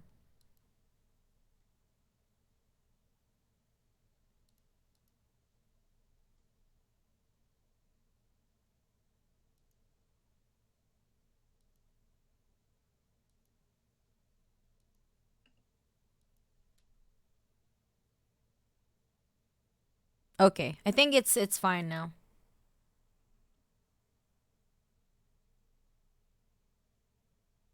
Building codes. No way, dude. Job phenomenon. Most landlords don't do the gardening. They hire gardeners to do it, if at all. And the cherry on top is that they're paying these people with money that comes from your pocket, your rent, and still skimming some from the top as profit. Hell, even if the landlord has a mortgage on the property, it's not them paying the fees for that mortgage, it's all coming out of the rent you pay. A garbage article from Investopedia, Jesus Christ, has some garbage article titled 7 Homeowner Cost Rent. They literally named it Investopedia. That is so fucking cringe. Investopedia. This is mostly the case with migrants from the Middle East. Yeah, I mean, that's really like part of the predatory scheme of capitalism, you know? They need more cheap laborers. Russia fell off hard. Yeah. Don't pay. I'm so sad. Of which all listed things aside from the original purchase of the property are paid from the rent. Again, Imps, I know that I've said this so many times already, but I just say, like, it's really sad that imagine if the USSR did not fall, and they have the same like, if not like, you know, not the same, but they are like on par with like China's development. Oh my god, right?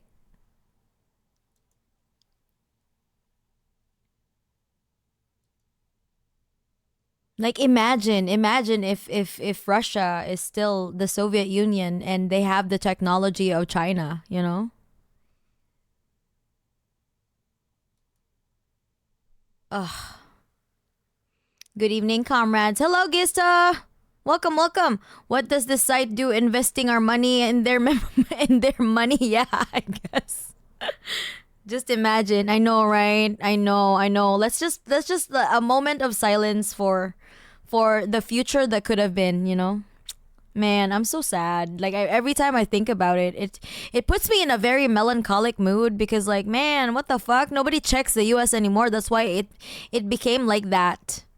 But back then, you know, when it still had its close competitor, the Soviet Union, the US was still like a relatively decent place to live. I mean, you know, like living conditions wise. Your stream title is a work of art. Thank you, Gwyn Penguin. Yeah, because we have to be a little bit creative for that. You have to skirt around the TOS, you know? Yeah. Imagine 2025 USSR making robots to deal with manual labor and beginning the development of literal flying cars like in China. I know, right? And also like the Sino-Soviet like relations have been restored like 100%. Imagine that like man. If the USSR didn't fall, there would be no war in... Yeah, exactly. I once talked to an anti-communist. After a long conversation, he said, given that you are ready to study, ready to work wherever you are needed, as long as your family is fed, you would be happy in the USSR.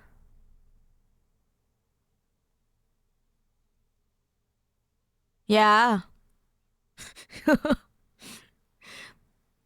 Mana dragging us to the Soviet way of feeling. I know. Just just to feel the sadness. Like, let's just be sad for a while. Like, let's just like kind of like look at our our actual reality right now. There is no Soviet Union. Yeah, let's mourn. Like, I'm still I know for a fact that if you're a communist, you'll forever be mourning for the Soviet Union. Mananzana, hello. I still use Soviet tools to this day. I think this is the most important indicator of strong production in science. Yeah?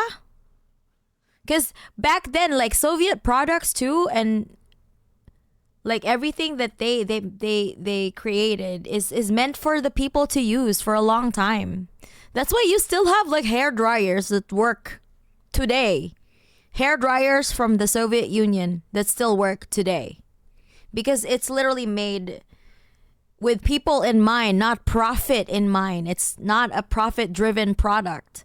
Right now, like you buy like a fucking, I don't know, you buy like electronics even, and there's like planned obsolescence, right? There's like all of that shit that you have no choice, even though you take so much care about like so much care of your phone, you even buy cases and shit, but you still have to replace it after a couple of years anyway because of planned obsolescence, because the production must continue, the sale must continue. And that shit sucks, man. I don't want to live in a planet like that. Literally described Atomic Heart. Okay, I've been hearing a lot about Atomic Heart. Do you guys want me to play Atomic Heart? Or is it an FPS?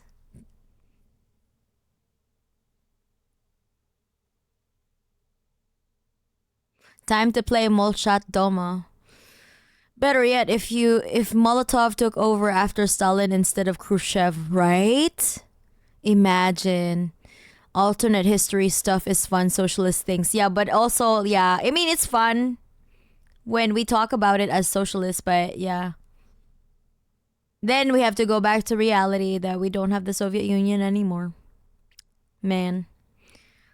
I bet the Sino-Soviet split would have never happened, right? If Molotov took over. Probably the de-Stalinization did not happen.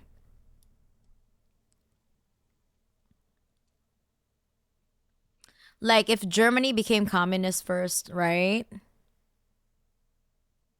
I live with this bitterness every day. I'm sorry, Silver. I mean, I know it is even closer to you because you literally live in Russia.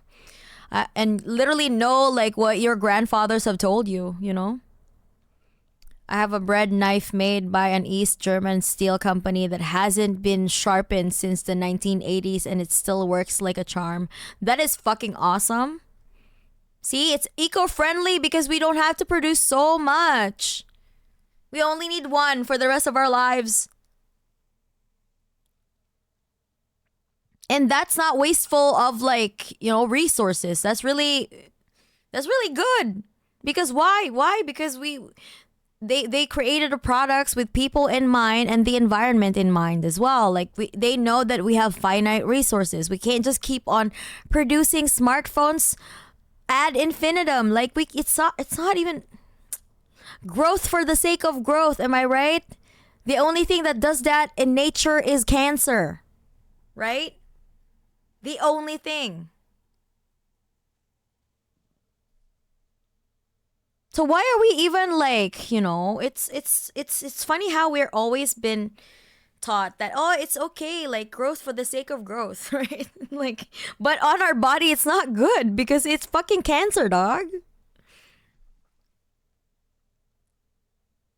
That's the principle of like cancer or a fucking virus, I guess you have it in nature. But I mean, naturally, right? It's like it's a negative thing. Growth for the sake of growth is a cancer cell's principle. Oh, it's an FPS. Okay, I've heard Atomic Heart is an anti-communist, just has the aesthetics. It's kind of like BioShock in terms of gameplay. In Australia recently, they literally bricked all 3G phones like a bunch of 4G ones because they don't support the right version of Volt.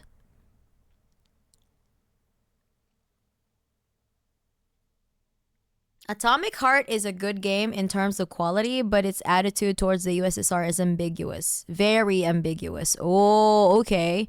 Would I be wasting my time if I play it?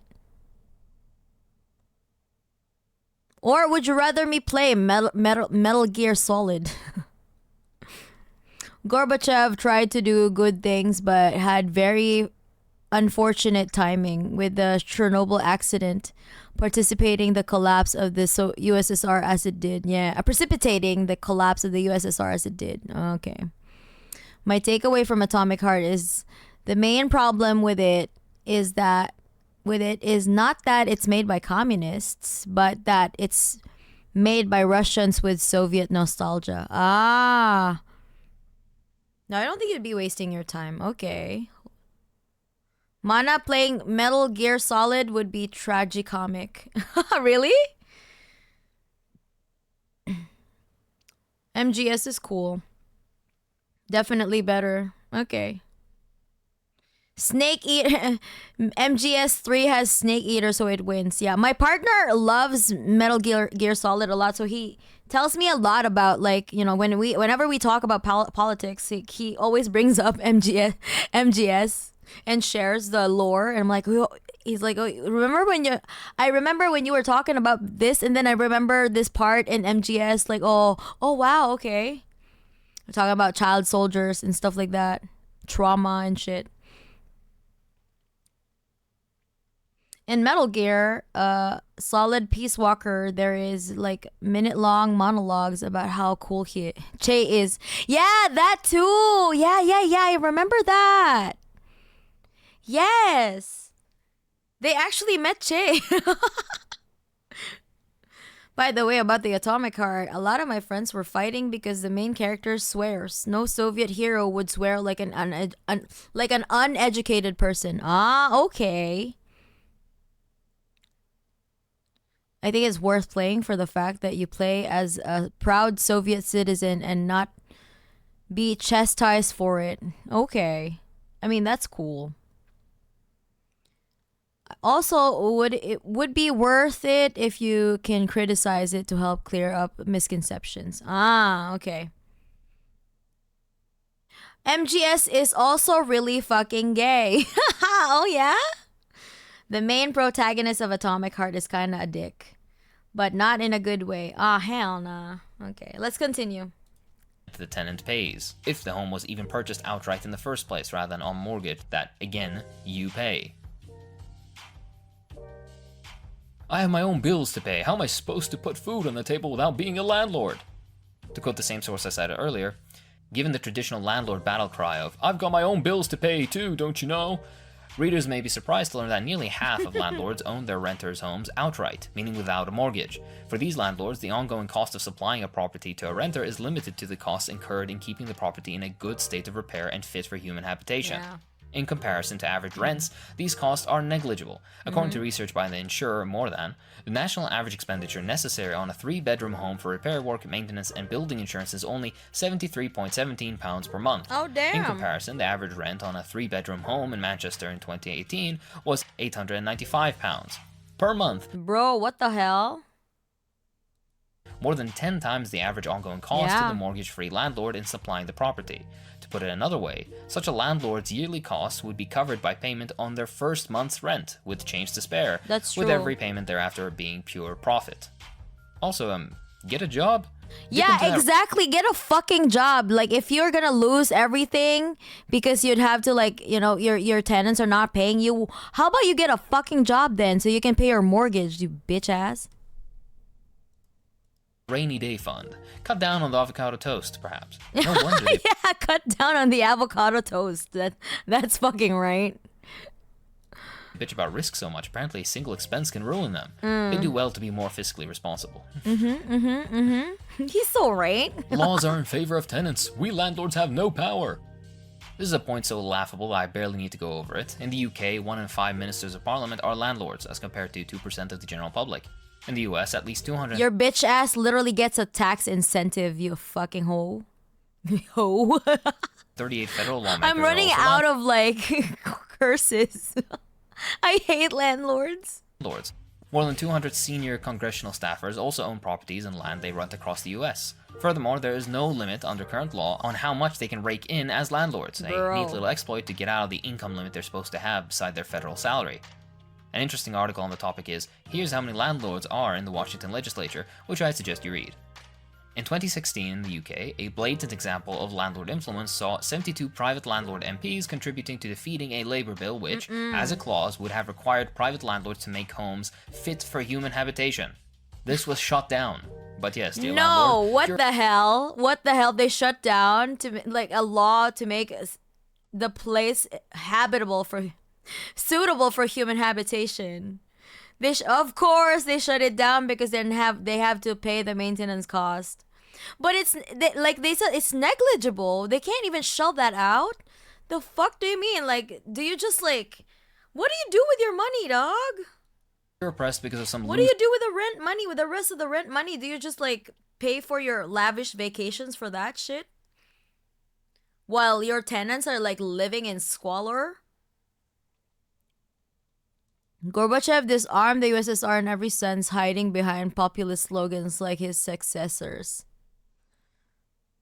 This reminds me of a funny joke about swears in army. It still confuses me that most people don't make link between the Chernobyl accident contaminating lots of Ukraine, Belarus, southern Russia's farmland, forcing them to kill, burn, and bury the ashes of most of the cattle in the area, and the famine 3 years later. I have a Soviet sewing machine. It's very old, supposedly from the 1940s, so I fixed it once and now it works perfectly forever.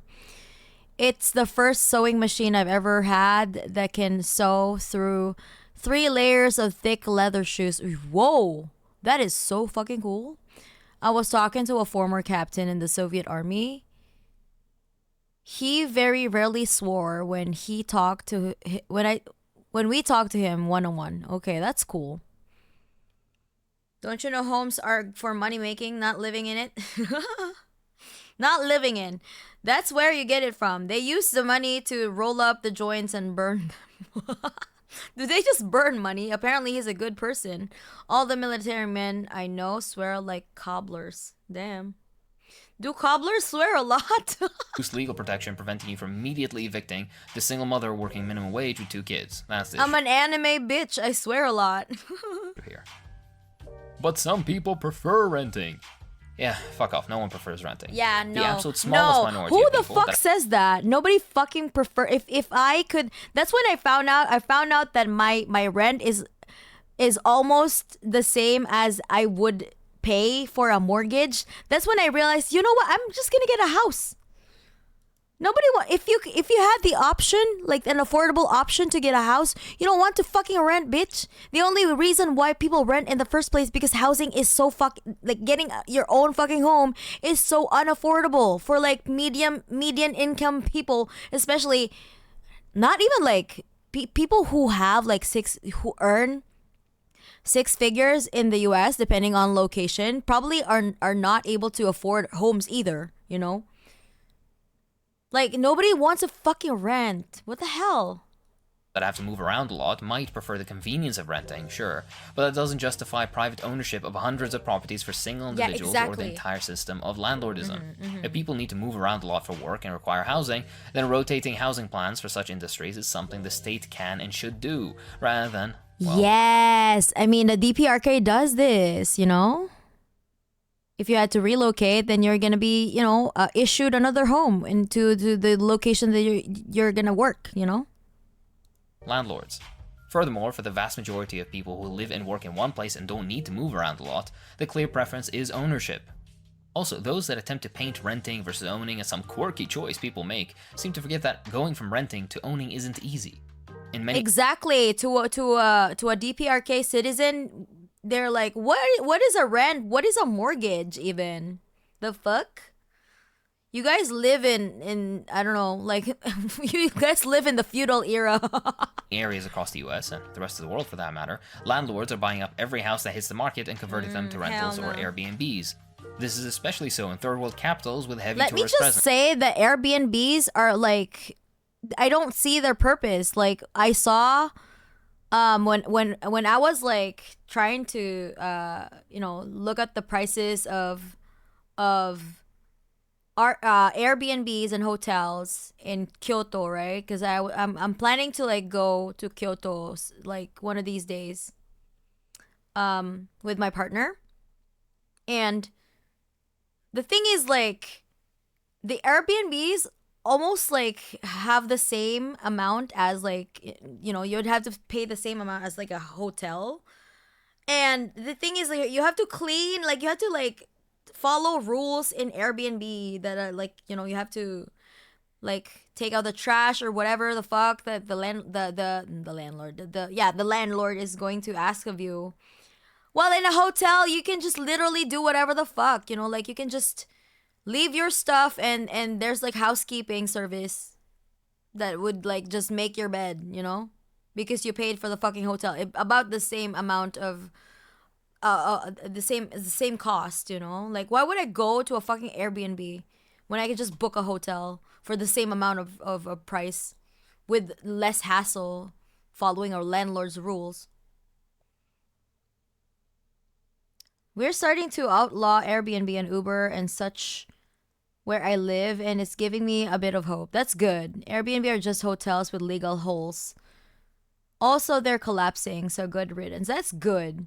Uber taxis are okay for rideshare and carpooling, but it's gotten to be too much. Ah. That is true. It depends where you live. But I guess if you have to use Ubers and taxis a lot, then you probably have shitty public transportation. Airbnb can be useful, but it is a system easy to abuse. And in touristic cities like where I live, it is the reason why local people cannot access to housing in the city.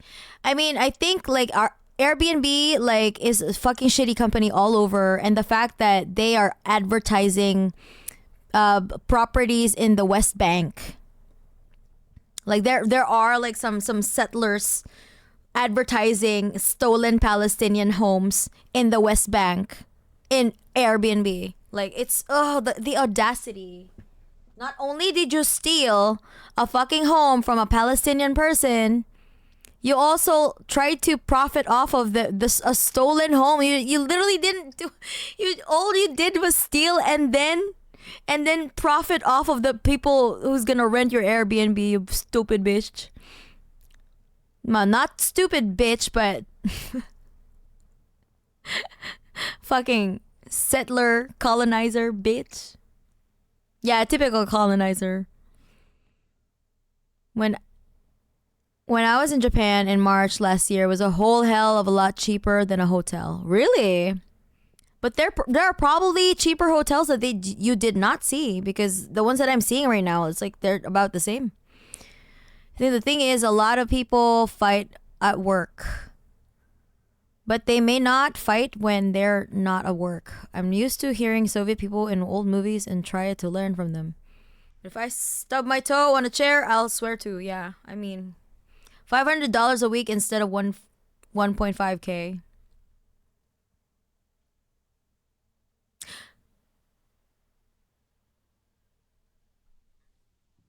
Where do you get 1.5K hotels a week? What? That's so expensive.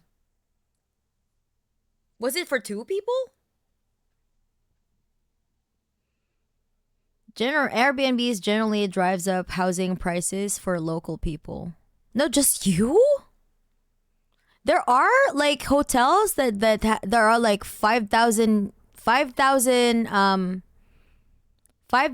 yen a day.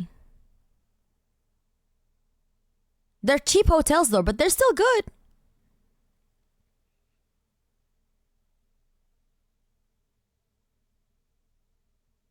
I gotta go put up the lights for the cat. She loves looking at the lights. Yeah, we still have the tree up. We're looking forward to the Chinese New Year. Okay. Have a nice day, Silver. There's no profit without stealing, yeah. Anything below $200 a day here is like you sleep in the chimney or something. What the hell? What?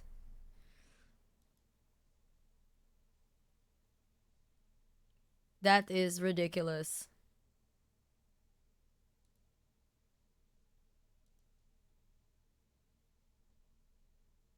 Yeah, let's go back to the video.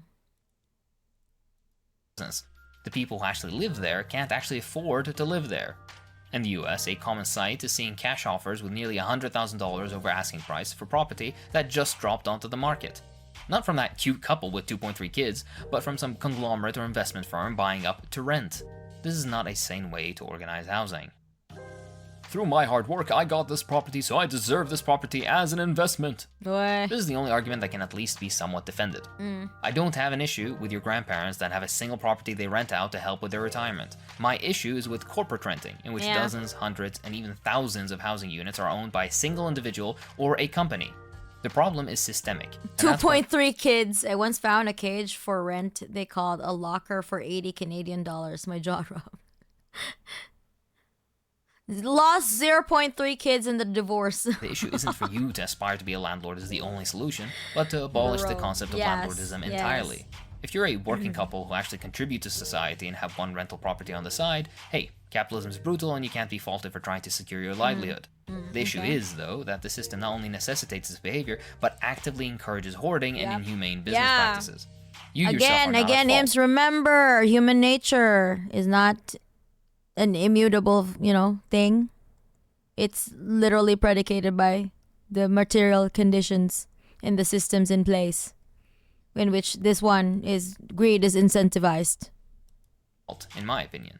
Those that own 300 apartments, though, those deserve the Meow treatment. Abolish landlordism, dismantle capital. That is good. That is good. The Meow treatment.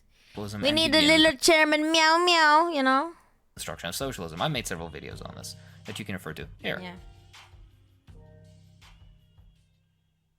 And that's all for this time. If you enjoy what I do, then please consider supporting me on Patreon. It really does help. I'd like to thank my patrons, so thank you to Nitro Dubs, Kenny, Thomas Roberts, Nick. Thank you, Hakim. And there's one more video for the landlord stuff from Second Thought from JT. Let's listen to that. Let's get something out of the way.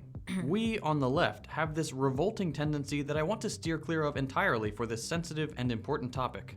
I am genuinely appalled, and frankly, I simply don't understand why some so-called leftists feel it's okay to make fun of landlords. It's unacceptable.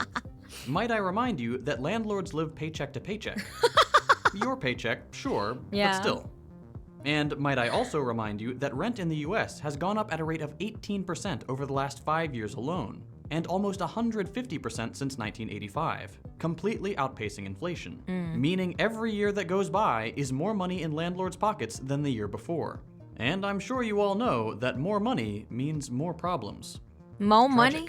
All right, let's talk about landlords for a minute. More problems. First things first, this video isn't about landlords as individuals. Landlords can be awful and landlords can be chill. There's truly every flavor of landlord out there. Not that I'm suggesting we should eat them, of course.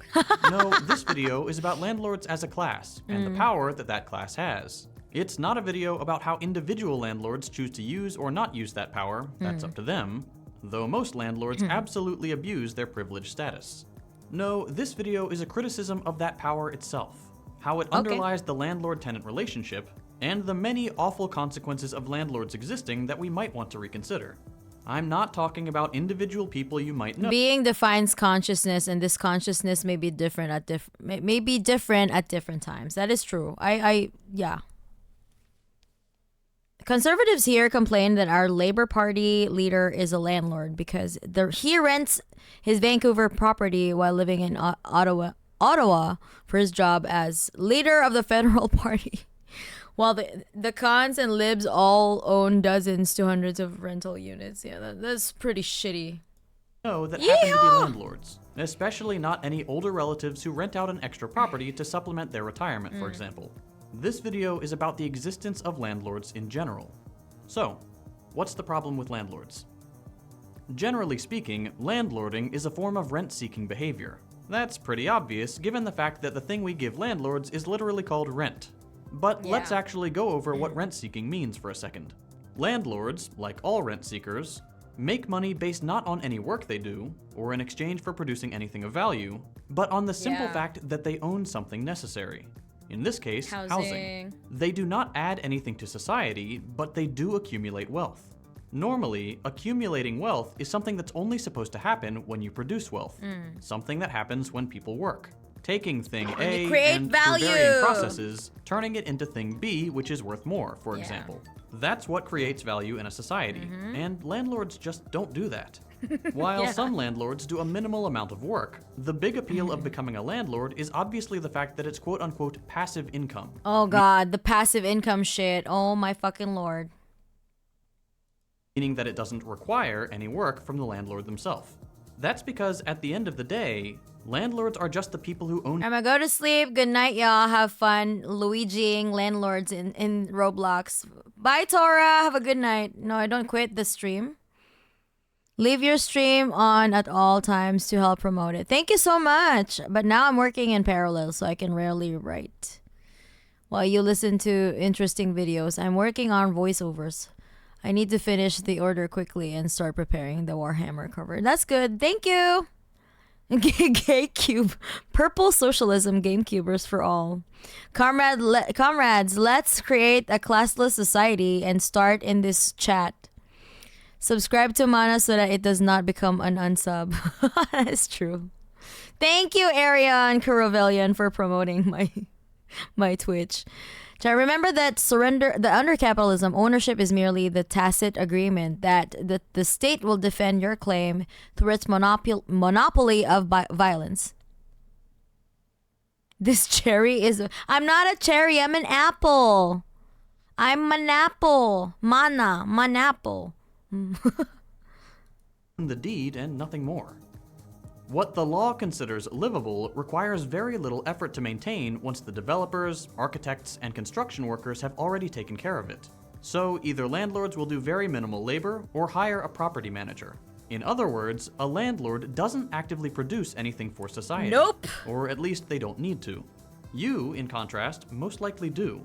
In your role as a worker, you probably transform some raw material into something else, or you provide a service to someone, or you create something for others to use or enjoy, or you're currently pursuing some kind of education or training and will do one of those. I think the only passive income that's like valid is from like my streaming earnings, because I literally worked hard for those music, okay? For the music that I create. I think it's only fair that I get paid for creating value. I create more value than a landlord, at the very least.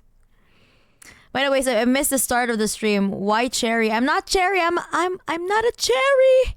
I am an apple. Manapple. Nothing passive about maintaining an internet presence, Mana. Well, you know, like also the writing songs and recording and doing all that shit is such grueling, a process so grueling and very expensive. So like I'm like the money just returns to me and then I'm gonna make more. It's just circulating. I'm not really earning a lot of money. I'm living comfortably, but I'm not earning millions. So because I want to be indie as possible, as much as possible. It's human nature to live in small communities, share everything they have, and build houses for their community members. People have lived like this for over 200 years, and some call it primitive, proto-communism, right? Primitive communism. Like in proto-communist societies, like people, I think the First Nations, some tribes in the First Nations and Native Americans. Some call it, so what is 150 capitalism in comparison? Yeah. That is true. That is true. Mana is mananzana. 150 years of capitalism and our planet is already on the brink of collapse. We need the mana fruit salad. You need the mana and apple? No, banana and apple. Hold on. The fruit salad that you're looking for might be this one.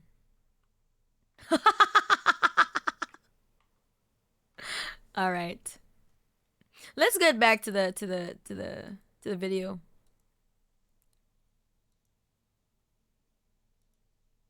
Those things soon. The important thing is that without you, there would be no economy to speak of. Natural resources would stay in the ground, food wouldn't be food, people wouldn't get the services they need, and so on. Most likely, your boss pays you money for the work you do because it's produced something of value for at least one person, if not society writ large. Exactly. But the same can't be said for landlords. Yep. The state protects the interests of the ruling class, and the capitalist state protects the interests of the capitalist class. The interests of others are not taken into account in this equation. Yeah. Yep. Mana is ahead in an apple. Winter varieties of apples are harvested in October. October is red. Linked to the October Revolution, Mana has again highlighted ideology, but already through the fruit. No, and also Ariane Kurovelian, if you didn't know, my birthday is literally on November 7th, the October Revolution. Yes. And that's the tea. Like Neanderthals who took care of their injured elders for years after they were disabled by injuries, such just because they saw value in taking care of others. Exactly. Like, imagine the Neanderthals have more empathy than Republicans and mega pastors. Today, yo, speaking of which, there's this motherfucker named Ben Garrett. I don't know if he's a pastor or some shit, but he said like, do not commit the sin of empathy. Like, motherfucker, sin of empathy. Like, literally, this motherfucker says being empathetic to others is a sin, apparently. Like, where did fucking Jesus Christ say that? Like, did Jesus even say that at all? Like, dog, you're not worshiping Christ. I think you're worshiping the devil. Yeah. He was like, oh, yeah. Do not commit the sin of empathy. Hold on. Let me link to you. I'm going to find it on my Twitter because I can't help but reply to that shit because what the fuck is wrong with you?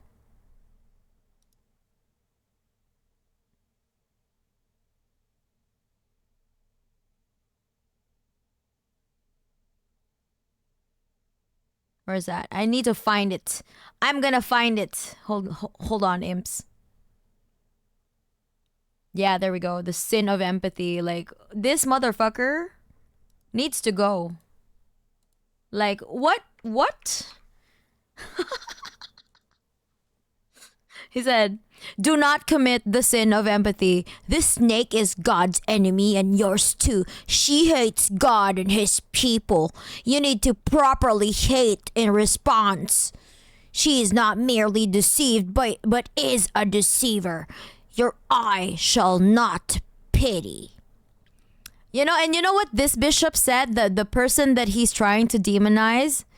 She said, she called out Trump, like, you know, probably like at least have some empathy on the LGBTQ people and the immigrants, you know. That's what she said. Like, have some empathy to the LGBTQ and immigrants. Can we have that? Yeah.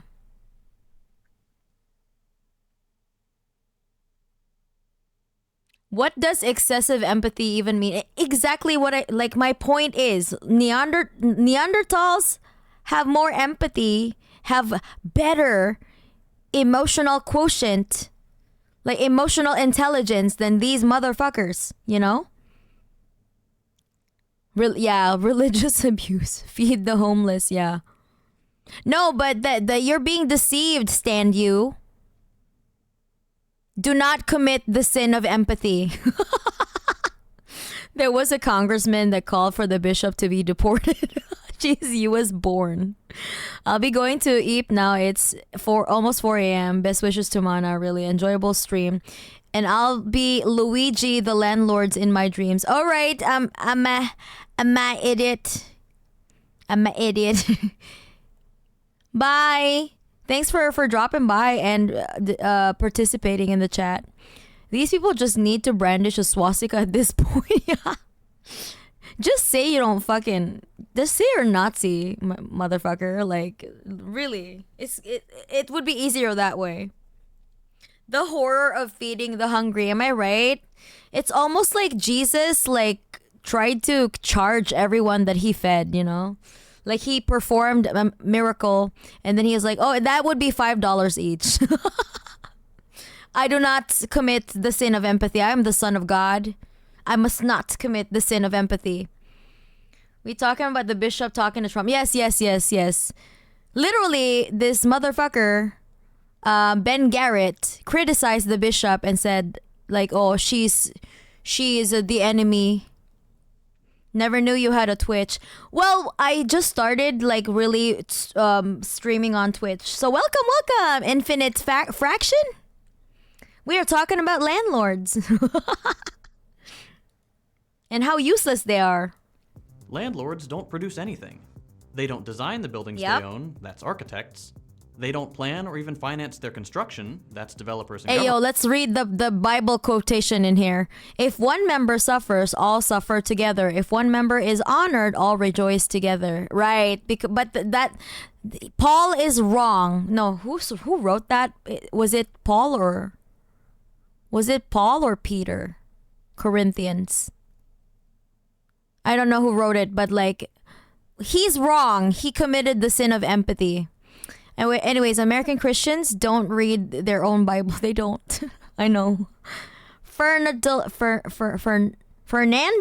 lol. That reminds me of one of the neoliberal politician that called a nun who fed the poor entrepreneurship instead of Whoa, feeding the poor is entrepreneurship now?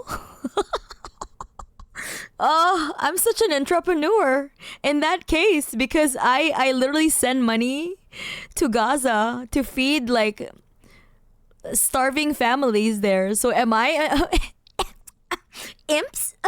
Am I an entrepreneur now? Am I better than everyone? I'm apparently an entrepreneur. Hell no. Corinthians is Paulian epistle. Okay, alright, so that was Paul. In a good way, landlords should keep their rented housing in good condition, but not all of them do this, which is sad. Yeah. The bishop encouraged Israel's genocide on Gaza, but with nicer words back in October 7th. I don't disagree with what she said to Trump, but she is pro-Israel. Oh, hell no. Okay. All right. I didn't know that. I just looked at the what do you call this? The stuff that she said towards Trump, and I'm like, yeah, I agree with that. But you know what? Samir? Broken clocks can be right twice a day. So yes, we do agree what she said to Trump. Like, yeah, have some empathy, but fuck that. Fuck Jizzy. Fuck Jizzy. Oh, let's go. Good morning, Comrade Larry. We're just here talking about landlords. And how they are fucking leeches in society. Governments, they don't actually build the houses, that's construction workers. Howdy, Mana in chat. Hope your day is going well. Hello, Chili. They don't handle the wiring, that's Mana on their reactionary arc. Electronic Intifada has a video on her. Okay, I will check that out. Fuck that bitch too. Like, fuck her too. But she said one thing all right. But the fact that she could separate that, like, that's like literally what I'm calling like liberal, the liberal brain rot is real. Because how could you say this about, LGBTQ people and immigrants, but you completely close off yourself from Palestinians? Are you fucking kidding me, bro? With every passing day, the saying, there is no hate like Christian love, yeah, is being further proved by those people, yeah.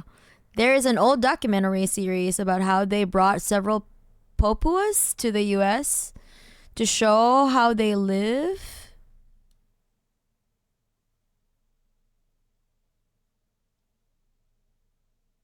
For the sake of culture shock, I think, and the reaction of the Papuas to homelessness in the USA was good in general. It was an interesting series. They also filmed a similar one about the Papuas in England. Oh, okay.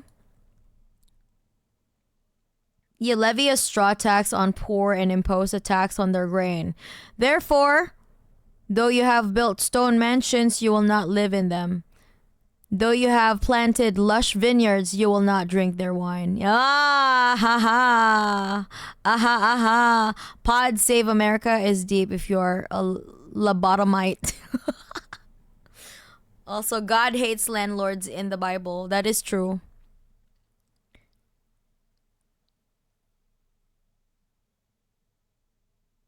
Wasn't sure, so I defaulted to they, them, there.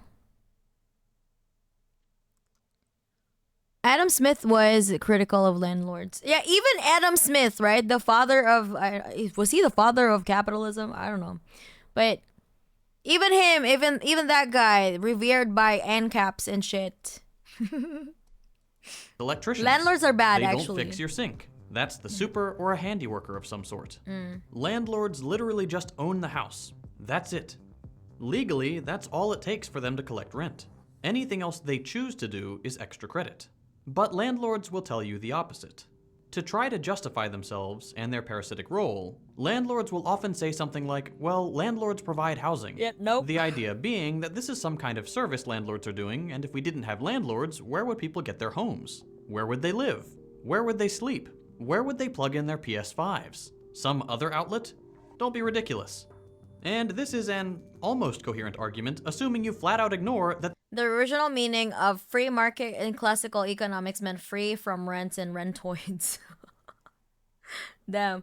Adam Smith and David Ricardo are considered the founders of liberal economic theory. Yeah, like I've mentioned it before in the stream, like when we were watching Hakim's video, that people in the DPRK don't even have that. They don't have a rent problem. They don't have a mortgage problem. the housing is there already. Other people did the work. It's done. In reality, landlords provide housing. You so right, Comrade Larry. Where do people get their homes there without landlords? Where indeed? Eradicate rent maxing. That is true. The landlords build the home brick by brick. Housing the same way scalpers provide tickets. Yeah. They don't. Yep.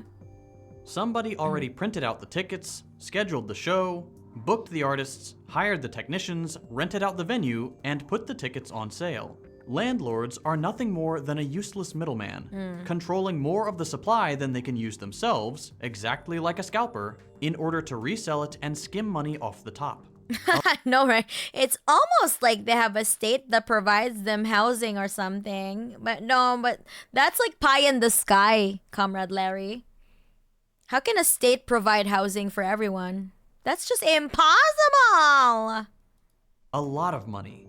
On average, landlords in the US make $97K a year. In other words, more than double the average renter's income. That means that if you rent, your landlord, on average, makes twice as much as you and does literally nothing. This is particularly appalling given that there is no state, metropolitan area, or county in the US where a worker earning the federal or prevailing state or local minimum wage can afford a modest 2-bedroom rental. And in only 9% of all US counties can a full-time minimum wage worker afford a 1-bedroom rental. The amount landlords demand for rent to keep for themselves as they passively earn income is literally so high that even a person working a full-time job can't afford it. At best, landlords might claim that their added value to society is that they are facilitating the transmission of housing from the person who built it to the person who will eventually live in it. But even that isn't true. Not only is that almost labor, and that defeats the whole purpose of passive income, landlords make the process worse. If the landlord could buy the house in the first place, it's because it was already on sale somewhere, meaning that anyone could buy it themselves.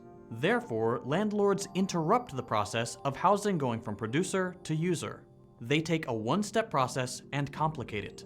As part of this intrusion, they actively slow the process down and make it more expensive by outcompeting legitimate consumers, all thanks to their privileged financial means. Because landlords are privileged. And to see that, look no further than another thing landlords say. Oftentimes, you'll hear landlords tell people that if they don't like the landlord-tenant relationship, they can just leave, or buy their own home if that's what they prefer. It's so simple, just buy your own home if you're so upset. But it's obvious that's a BS argument, right? Buying a home is absurdly expensive, and landlords know this. While you can take out a mortgage to finance buying your home, you will still need to pay a down payment if you want to own a house, and that will need to come from your savings. You can't take a loan out for a down payment pretty much anywhere. That means only someone with enough in their savings can even consider homeownership as an option, meaning we've already filtered out millions of people from the just go buy your own house argument. Then there's the fact that a mortgage isn't even guaranteed. Banks will frequently deny people a $500 a month mortgage if they think they're too risky, blaming a low credit score. But of course, see no problem letting that same person continue paying $1,000 a month in rent. Most landlords know this too, and will take advantage of their good relationship with the bank thanks to their privileged financial status, to once again act as a middleman. Most of the time you're renting somewhere, your landlord is simply passing the cost of a mortgage off to you, the renter. They'll pay the down payment because they have enough savings and you don't, quickly make it back within a few months of renting the property out, and then cover the cost of a mortgage every month using your rent check. At the end of the day, you might have paid the full cost of the down payment and even the entirety of the mortgage, but they will own the house. You will leave with nothing and they will be left with an asset, effectively for free. And this might make it seem like, since you're essentially able to afford it, you could theoretically save enough for a down payment and just own the house yourself. But of course, that's an almost impossible. Can I just say it's not even worth acknowledging, like verbally. You guys know what happened in the chat? Yeah, keep it in the chat. Why should we believe your personal family story over the actual statistics? Oh my god, like Meow took our egg farms. Yeah, your grandparents probably deserved it. So, I don't give a fuck about your family, dog. Possibly difficult thing to do when 30+% of your paycheck already goes towards paying for housing every month. Because it's the same as the the ones in Miami, right? After the Cuban Revolution. The gusanos, it is the same. I don't give a fuck about your family. Forced to be a renter. Only those born into wealth can skip the renting phase and go straight to the homeownership phase, since everyone else needs to rent while they work and save up enough for the down payment. So really, the go buy your own house argument also doesn't apply to most people under 30. What's that? The clip Sam and Samuel shared are a funny clip. Let me see.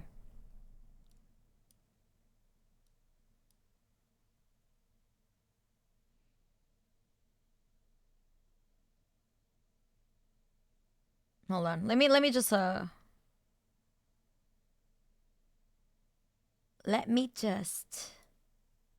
hide it a little bit so I can transfer the links in the other window. Ah, yes. I've seen this one. Ah, okay, wait. To the Russian that was watching and complaining about communism, I hope you watch this.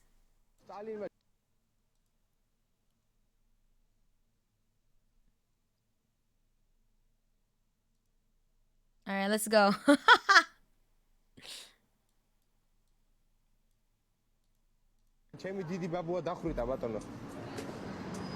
Stalini, დიდი ადამიანი იყო. ხო. უბრალოდ არ დახოცამდა. შენ ბაბუას. No. ის იქნებოდა, ხო? Your grandpa deserved it. Hey yo.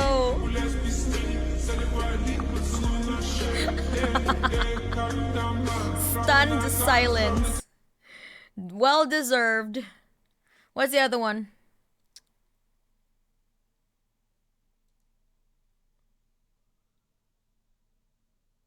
Let me get the other one. Dog.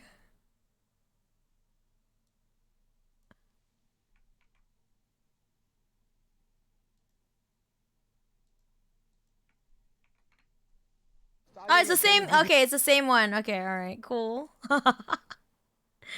Oh man, I don't want to entertain these types of chatters. Like, I don't give a fuck about your family.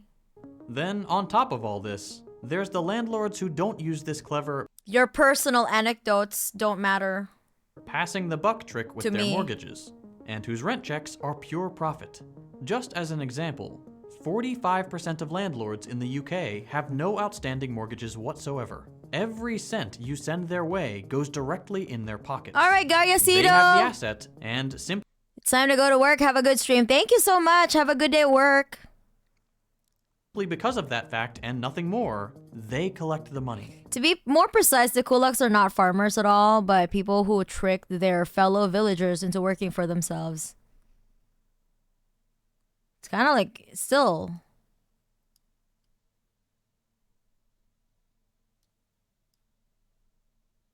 For like an indentured slavery type shit. Who are the Kulak family? Yeah, the one that I just banned earlier. Like, I don't give a fuck. I don't want to interact with that bitch. Still better than anti-coms, including Nazis in their count. Yeah. He sounds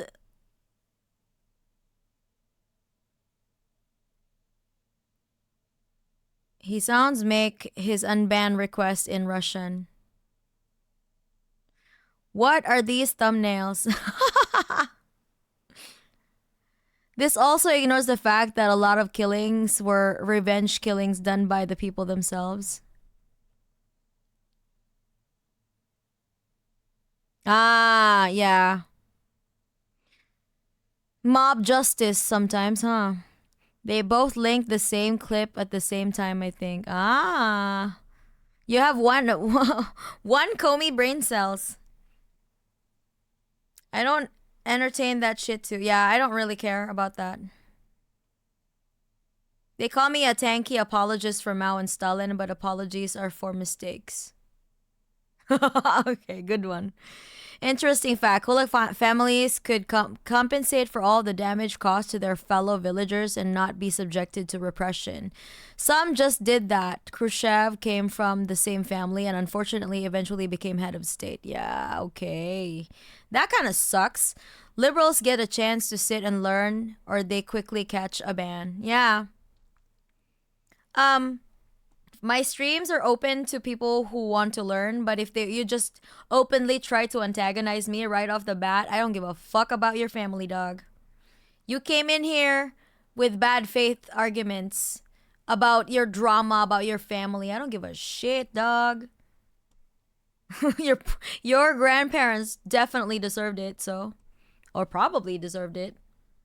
I don't argue with these people. People who are just confused is fine, but that one was like, imagine blah, blah, blah, blah. No, I didn't even read that. Like, when they said, like, oh, my family was repressed by the Soviets. Oh, yeah. You probably did something really bad.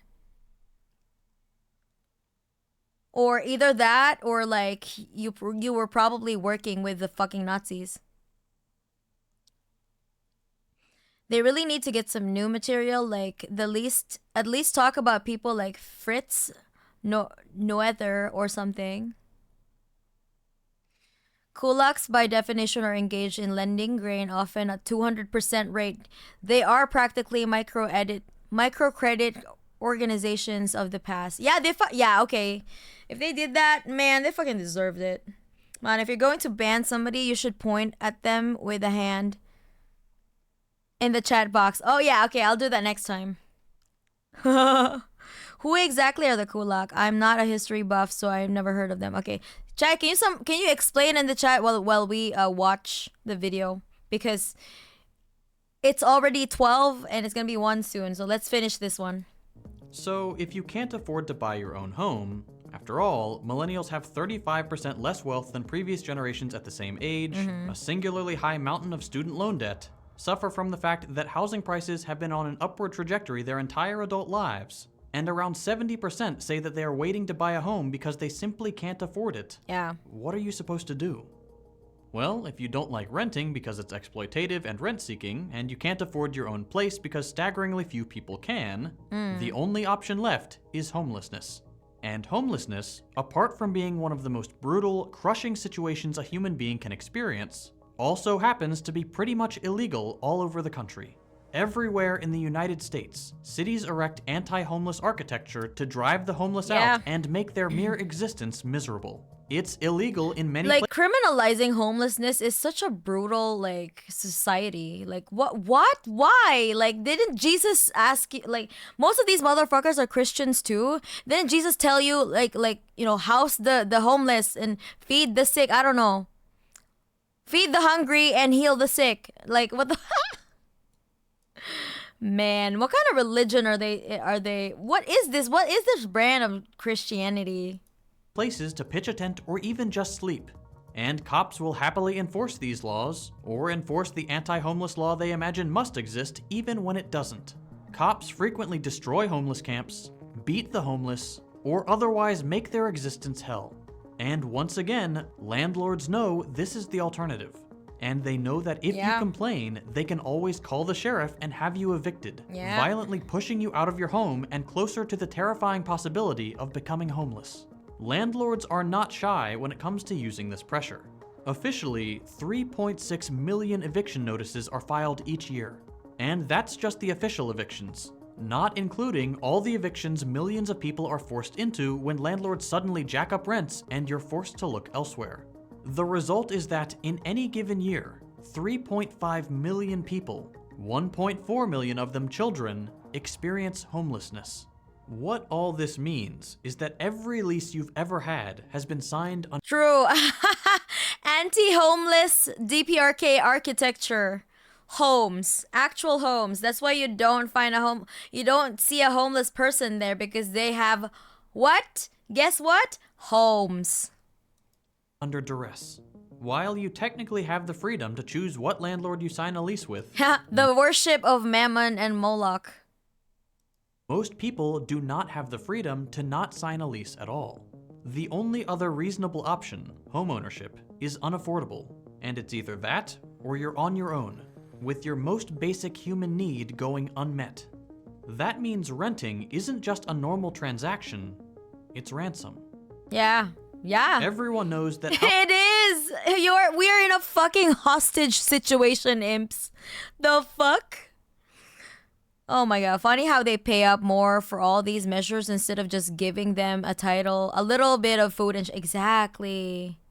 Some kulaks even formed gangs and took over the government in the countryside during the Russian Civil War. Such people were immediately shot.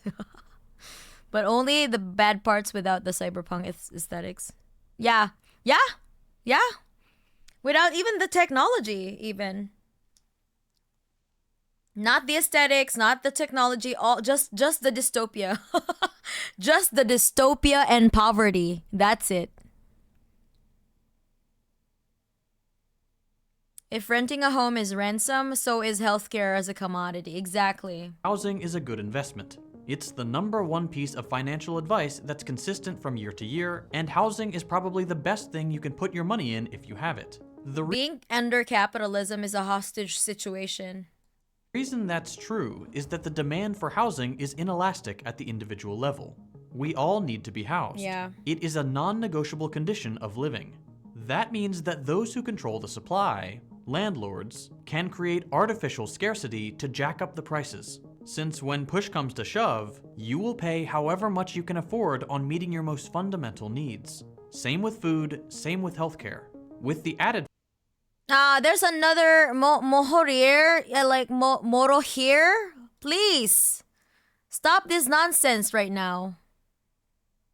How many times do I have to tell you that human nature is predicated by their material conditions? Nobody, like I said, nobody just gets up and be like, you know what? I want to be a fucking drug addict today and become homeless. Nobody does that. Nobody fucking does that. Learn, like, oh my god, educate yourself, man. Nobody deliberately wants to become homeless.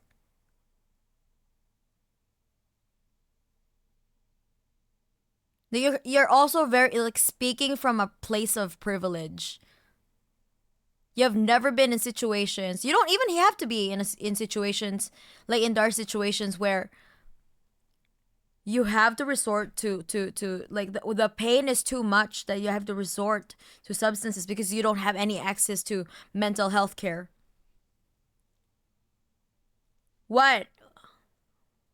Are you trying to backtrack your are you trying to backtrack because you committed the sin of empathy? Now you're trying to like shed the empathy? My god, dog. Don't even. This is your first and only warning about homeless people. Say that shit again. I don't care if you're a member, if you're a subscriber, really. Let's not do this. Like, that is very calloused, you know?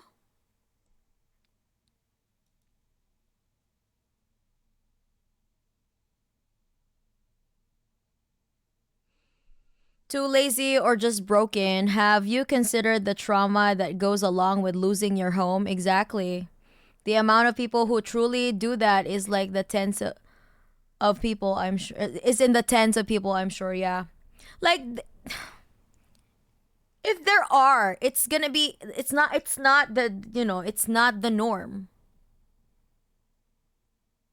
And also, so what? Why would you say that about the homeless?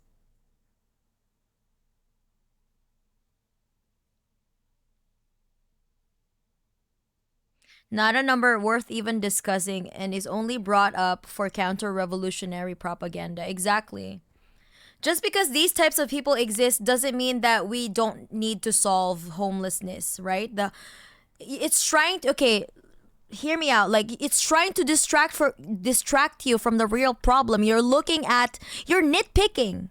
What is your problem? You're literally just nitpicking. Oh yeah, like because these types of people exist. Maybe we don't have to do anything about it. Okay, just because these people exist.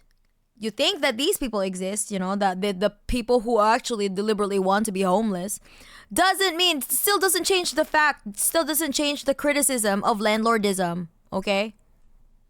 Still just doesn't change the fact that housing is a right, okay? The hell? I'm working on a drawing inspired by the very mic drop moment, the smile of victory. Fact that the price has no relationship whatsoever to the value added to society. Even the people who go, yeah, time to become homeless, end up in some nomad lifestyle in a van or something if they have the option to choose such a thing. No such thing as anyone going, yeah, I'm gonna sleep under a bridge where the cops will probably wake me up with a beating. Exactly. Nobody fucking does that. What the hell? Source, trust me, bro. So far, all these have been generic problems with landlords. But then there are all of the specific consequences of this system. Yeah. For starters, in the US, a lot of the housing supply is not held by individuals, but by investment firms. Hell no. Further proof that it's not work that makes landlords money, by the way. It's literally just the ownership of assets. Hundreds of thousands of Americans, whether they know it or not, are renting from Wall Street. For-profit firms, as opposed to individual investors, control around 45% of the housing supply, or 21.7 million individual units according to Pew. As a for-profit venture, housing owned in this arrangement usually comes with even worse conditions. I mean, people just give up instead of doing something in their lives. Because you paint it as a personal failing. Why aren't you looking at the system first? They give up because of capitalism crushing them. They literally don't have any other options. You think if they have any option, they would just be like, oh yeah, this is fine. I'm just still gonna choose to live under a bridge. Fuck that, you know? And also, it's not just the physical housing in and of itself. It's also the lack of community, the lack of, like, you know, actual help, like to give them some leverage, some skills in order to get jobs and shit.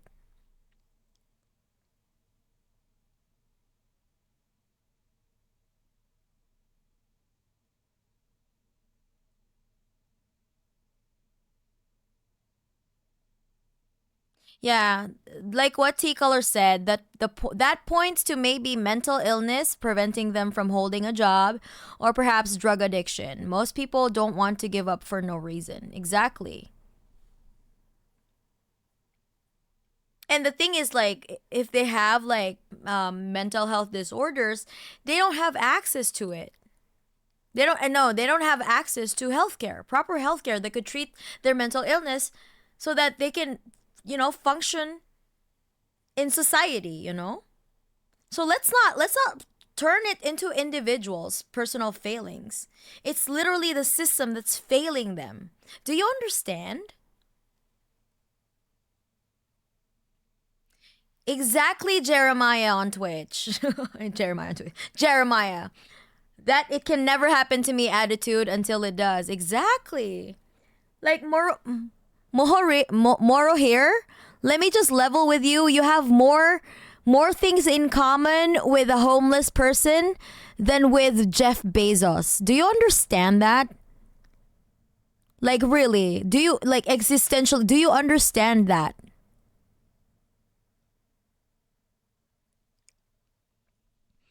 Proper healthcare, nah, just take these drugs and get back to work after our state-approved gaslighting therapy.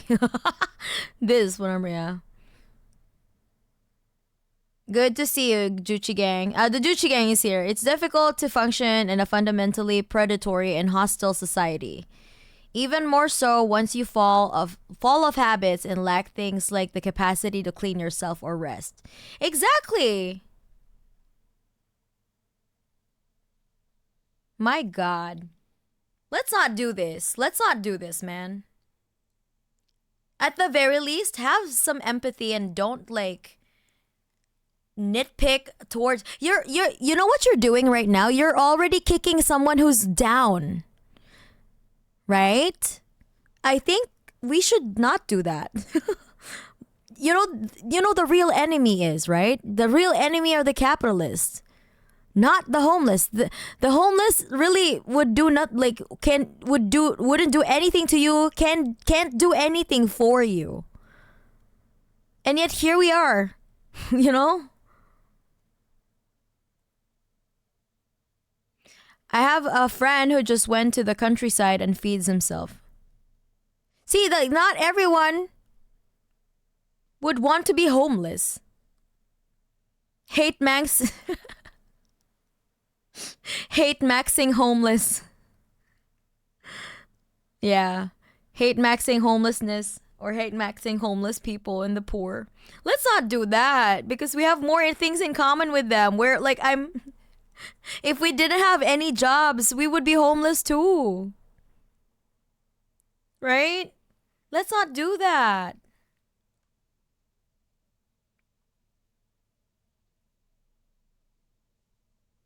Let's have more empathy. Let's commit the sin of empathy, okay? At all times.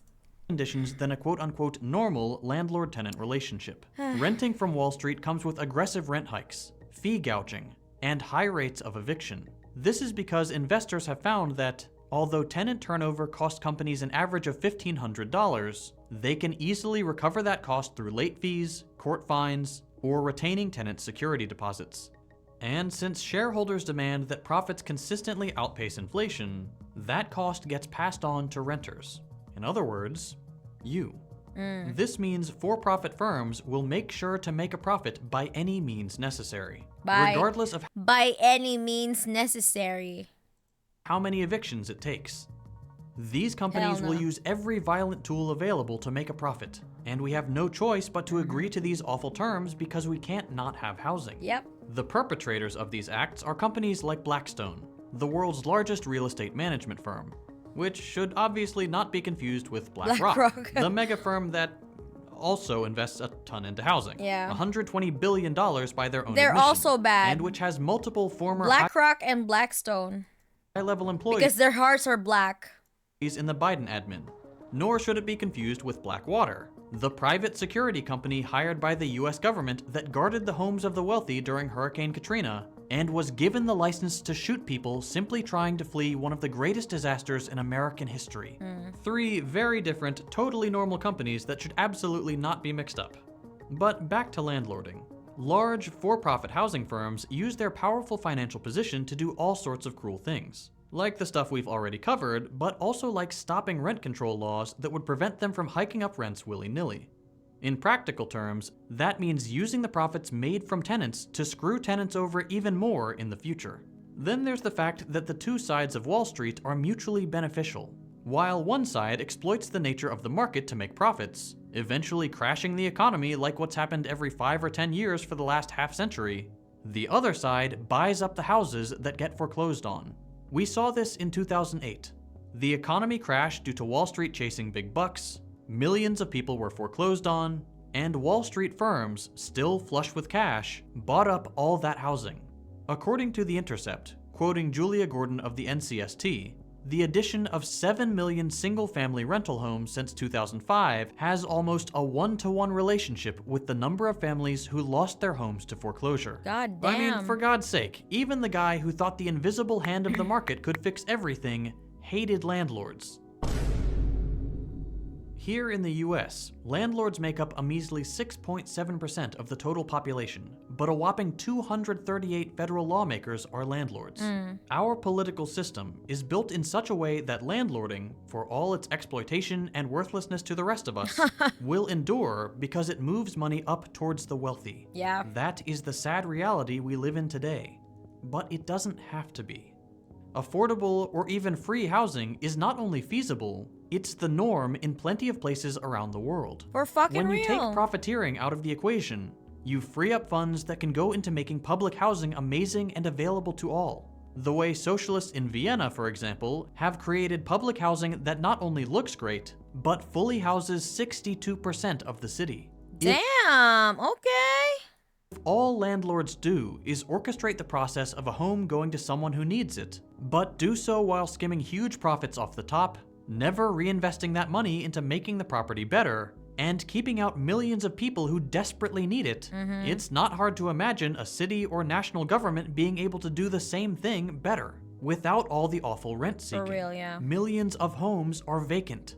Free or at least affordable housing, provided with the goal of safely housing the population, not for the passive profits of those who hold housing for ransom, can be our reality.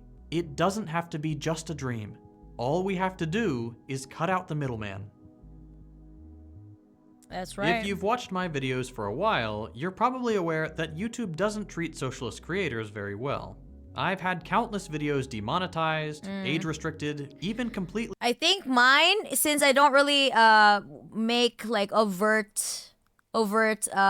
socialist content on my YouTube, but sometimes I do live streams, you know, that talk about politics. I think I get like not shadow ban, but like gets like kicked out of the algorithm sometimes. It's not all the time though, but like I still have like a number of viewers, like a number of views, but I feel like, yeah, because of my politics, especially when the you know, when October 7th happened, this October 7th happened, like, yeah. hidden from search results and put behind multiple warning messages. I have to be very careful with how I make my videos so that YouTube doesn't get... Also, thanks JT, but anyway, like Comrade Larry said if the DPRK can do it, anyone can. Literally, just imagine like such a wealthy country like the United States. Imagine what it could do with all that wealth, if all that wealth was concentrated into creating affordable housing, creating systems in place that would make it easy for people to access healthcare, right? The affordable healthcare, affordable housing, education, all that shit. Damn, imagine a superpower like the United States. They might even surpass China technologically, but they chose to be warlords. So that's where they're heading, a dying empire. Yeah. You can already see how much China is like light years ahead of the United States. Like purchasing power wise. But if you also see the infrastructure, like, holy fuck. You know? I have a feeling they would harm me. Ah, yeah, you don't monetize my YouTube. Yeah, I mean, just for the sake of like not getting banned. But I do get like a sizable amount of like money from YouTube, so that's why. It really helps with my content, my music content, like funding my music content, so. That's because capitalism was never a revolutionary replacement to the prior systems. It was a fairly organic evolution. There were some who liked the old brand name more, but in the end, it was adopted so widely because it preserved the same basic structures. Yeah, exactly. It's still like high-key feudalism. My aunt is a landlord. There's these trash cans out back that haven't been fixed. They've got unbagged trash at the bottom and some missing lids. Oh my god. I'm sorry, your aunt is a landlord, Aiden. And not sinking into their defense budget. Yeah, that's true. Your poor aunt might have to clean the trash can. She should clean it herself. All for that Elon money. Right? Imagine if like Elon Musk, like $44 billion, that all went to like making affordable housing. Imagine. Or like putting all of that shit into like better infrastructure and better public transportation. Man, imagine. True, the circle back is looking very blatant these days where everything is a rent for or subscription. That is true, Gabriel. Like you can't do shit without, oh, do you want to subscribe? Like if you just want to read an article, oh, it's behind a paywall. Like what the fuck? You got to subscribe. Like, yeah, knowledge has been gate kept. Streaming services are gate kept. Everything is food is gate kept. You have to pay food in order to survive. The fuck? That's the neat part. Most of the US wealth is a fictional and on paper. The constant wars of exploitation are the only thing propping the whole thing. Yeah, propping up the whole thing. That is true. Bye, T-Color! Wait. That is Samuel. Oh, I gotta go tap out. Take care. Bye, Samuel. Thank you for modding today. And thank you for joining the discussion. Thank you. Goodbye. But I'm gonna be also heading out because I want to wake up early tomorrow to finish another session of recording, another recording session, and then later in the evening, at 9 p.m. again, same time, same place, we will be discussing China's green energy. Are they really doing it? Are they capping, or are they really doing it? You know, let's check out China tomorrow. They chose to invest in billions of dollars in massive energy on AI and tech bros instead of improving the life of Americans. Exactly. Kim Jong-il talks about that, and it's why socialism can't grow up inside capitalism like capitalism did from feudalism. It's not enough to make profit. They need to actively prevent anyone else from having the opportunity to, at least one. Yeah. Then a dollar recycling mechanism. Thanks. I don't know much about her and her. I haven't. Yeah, okay. It's okay. You're not your aunt, so that's fine. I used to work for Swapflets, where you can subscribe for a bicycle. The management told us employees that young people just really like subscription-based payment models. What the hell? Or you can just own a bike, you know? Yes, sorry, Zetzer, I need to go. We finished a second video and we talked a lot about the landlords and how they're leeches of society. And how the end game is, yeah, we need socialism, you know? China.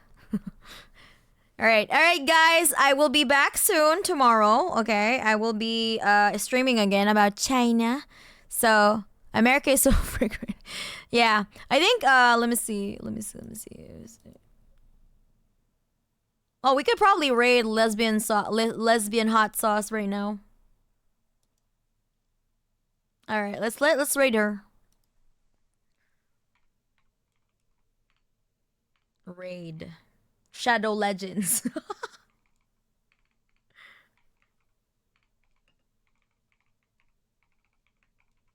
All right, imps. I'm gonna be seeing you soon.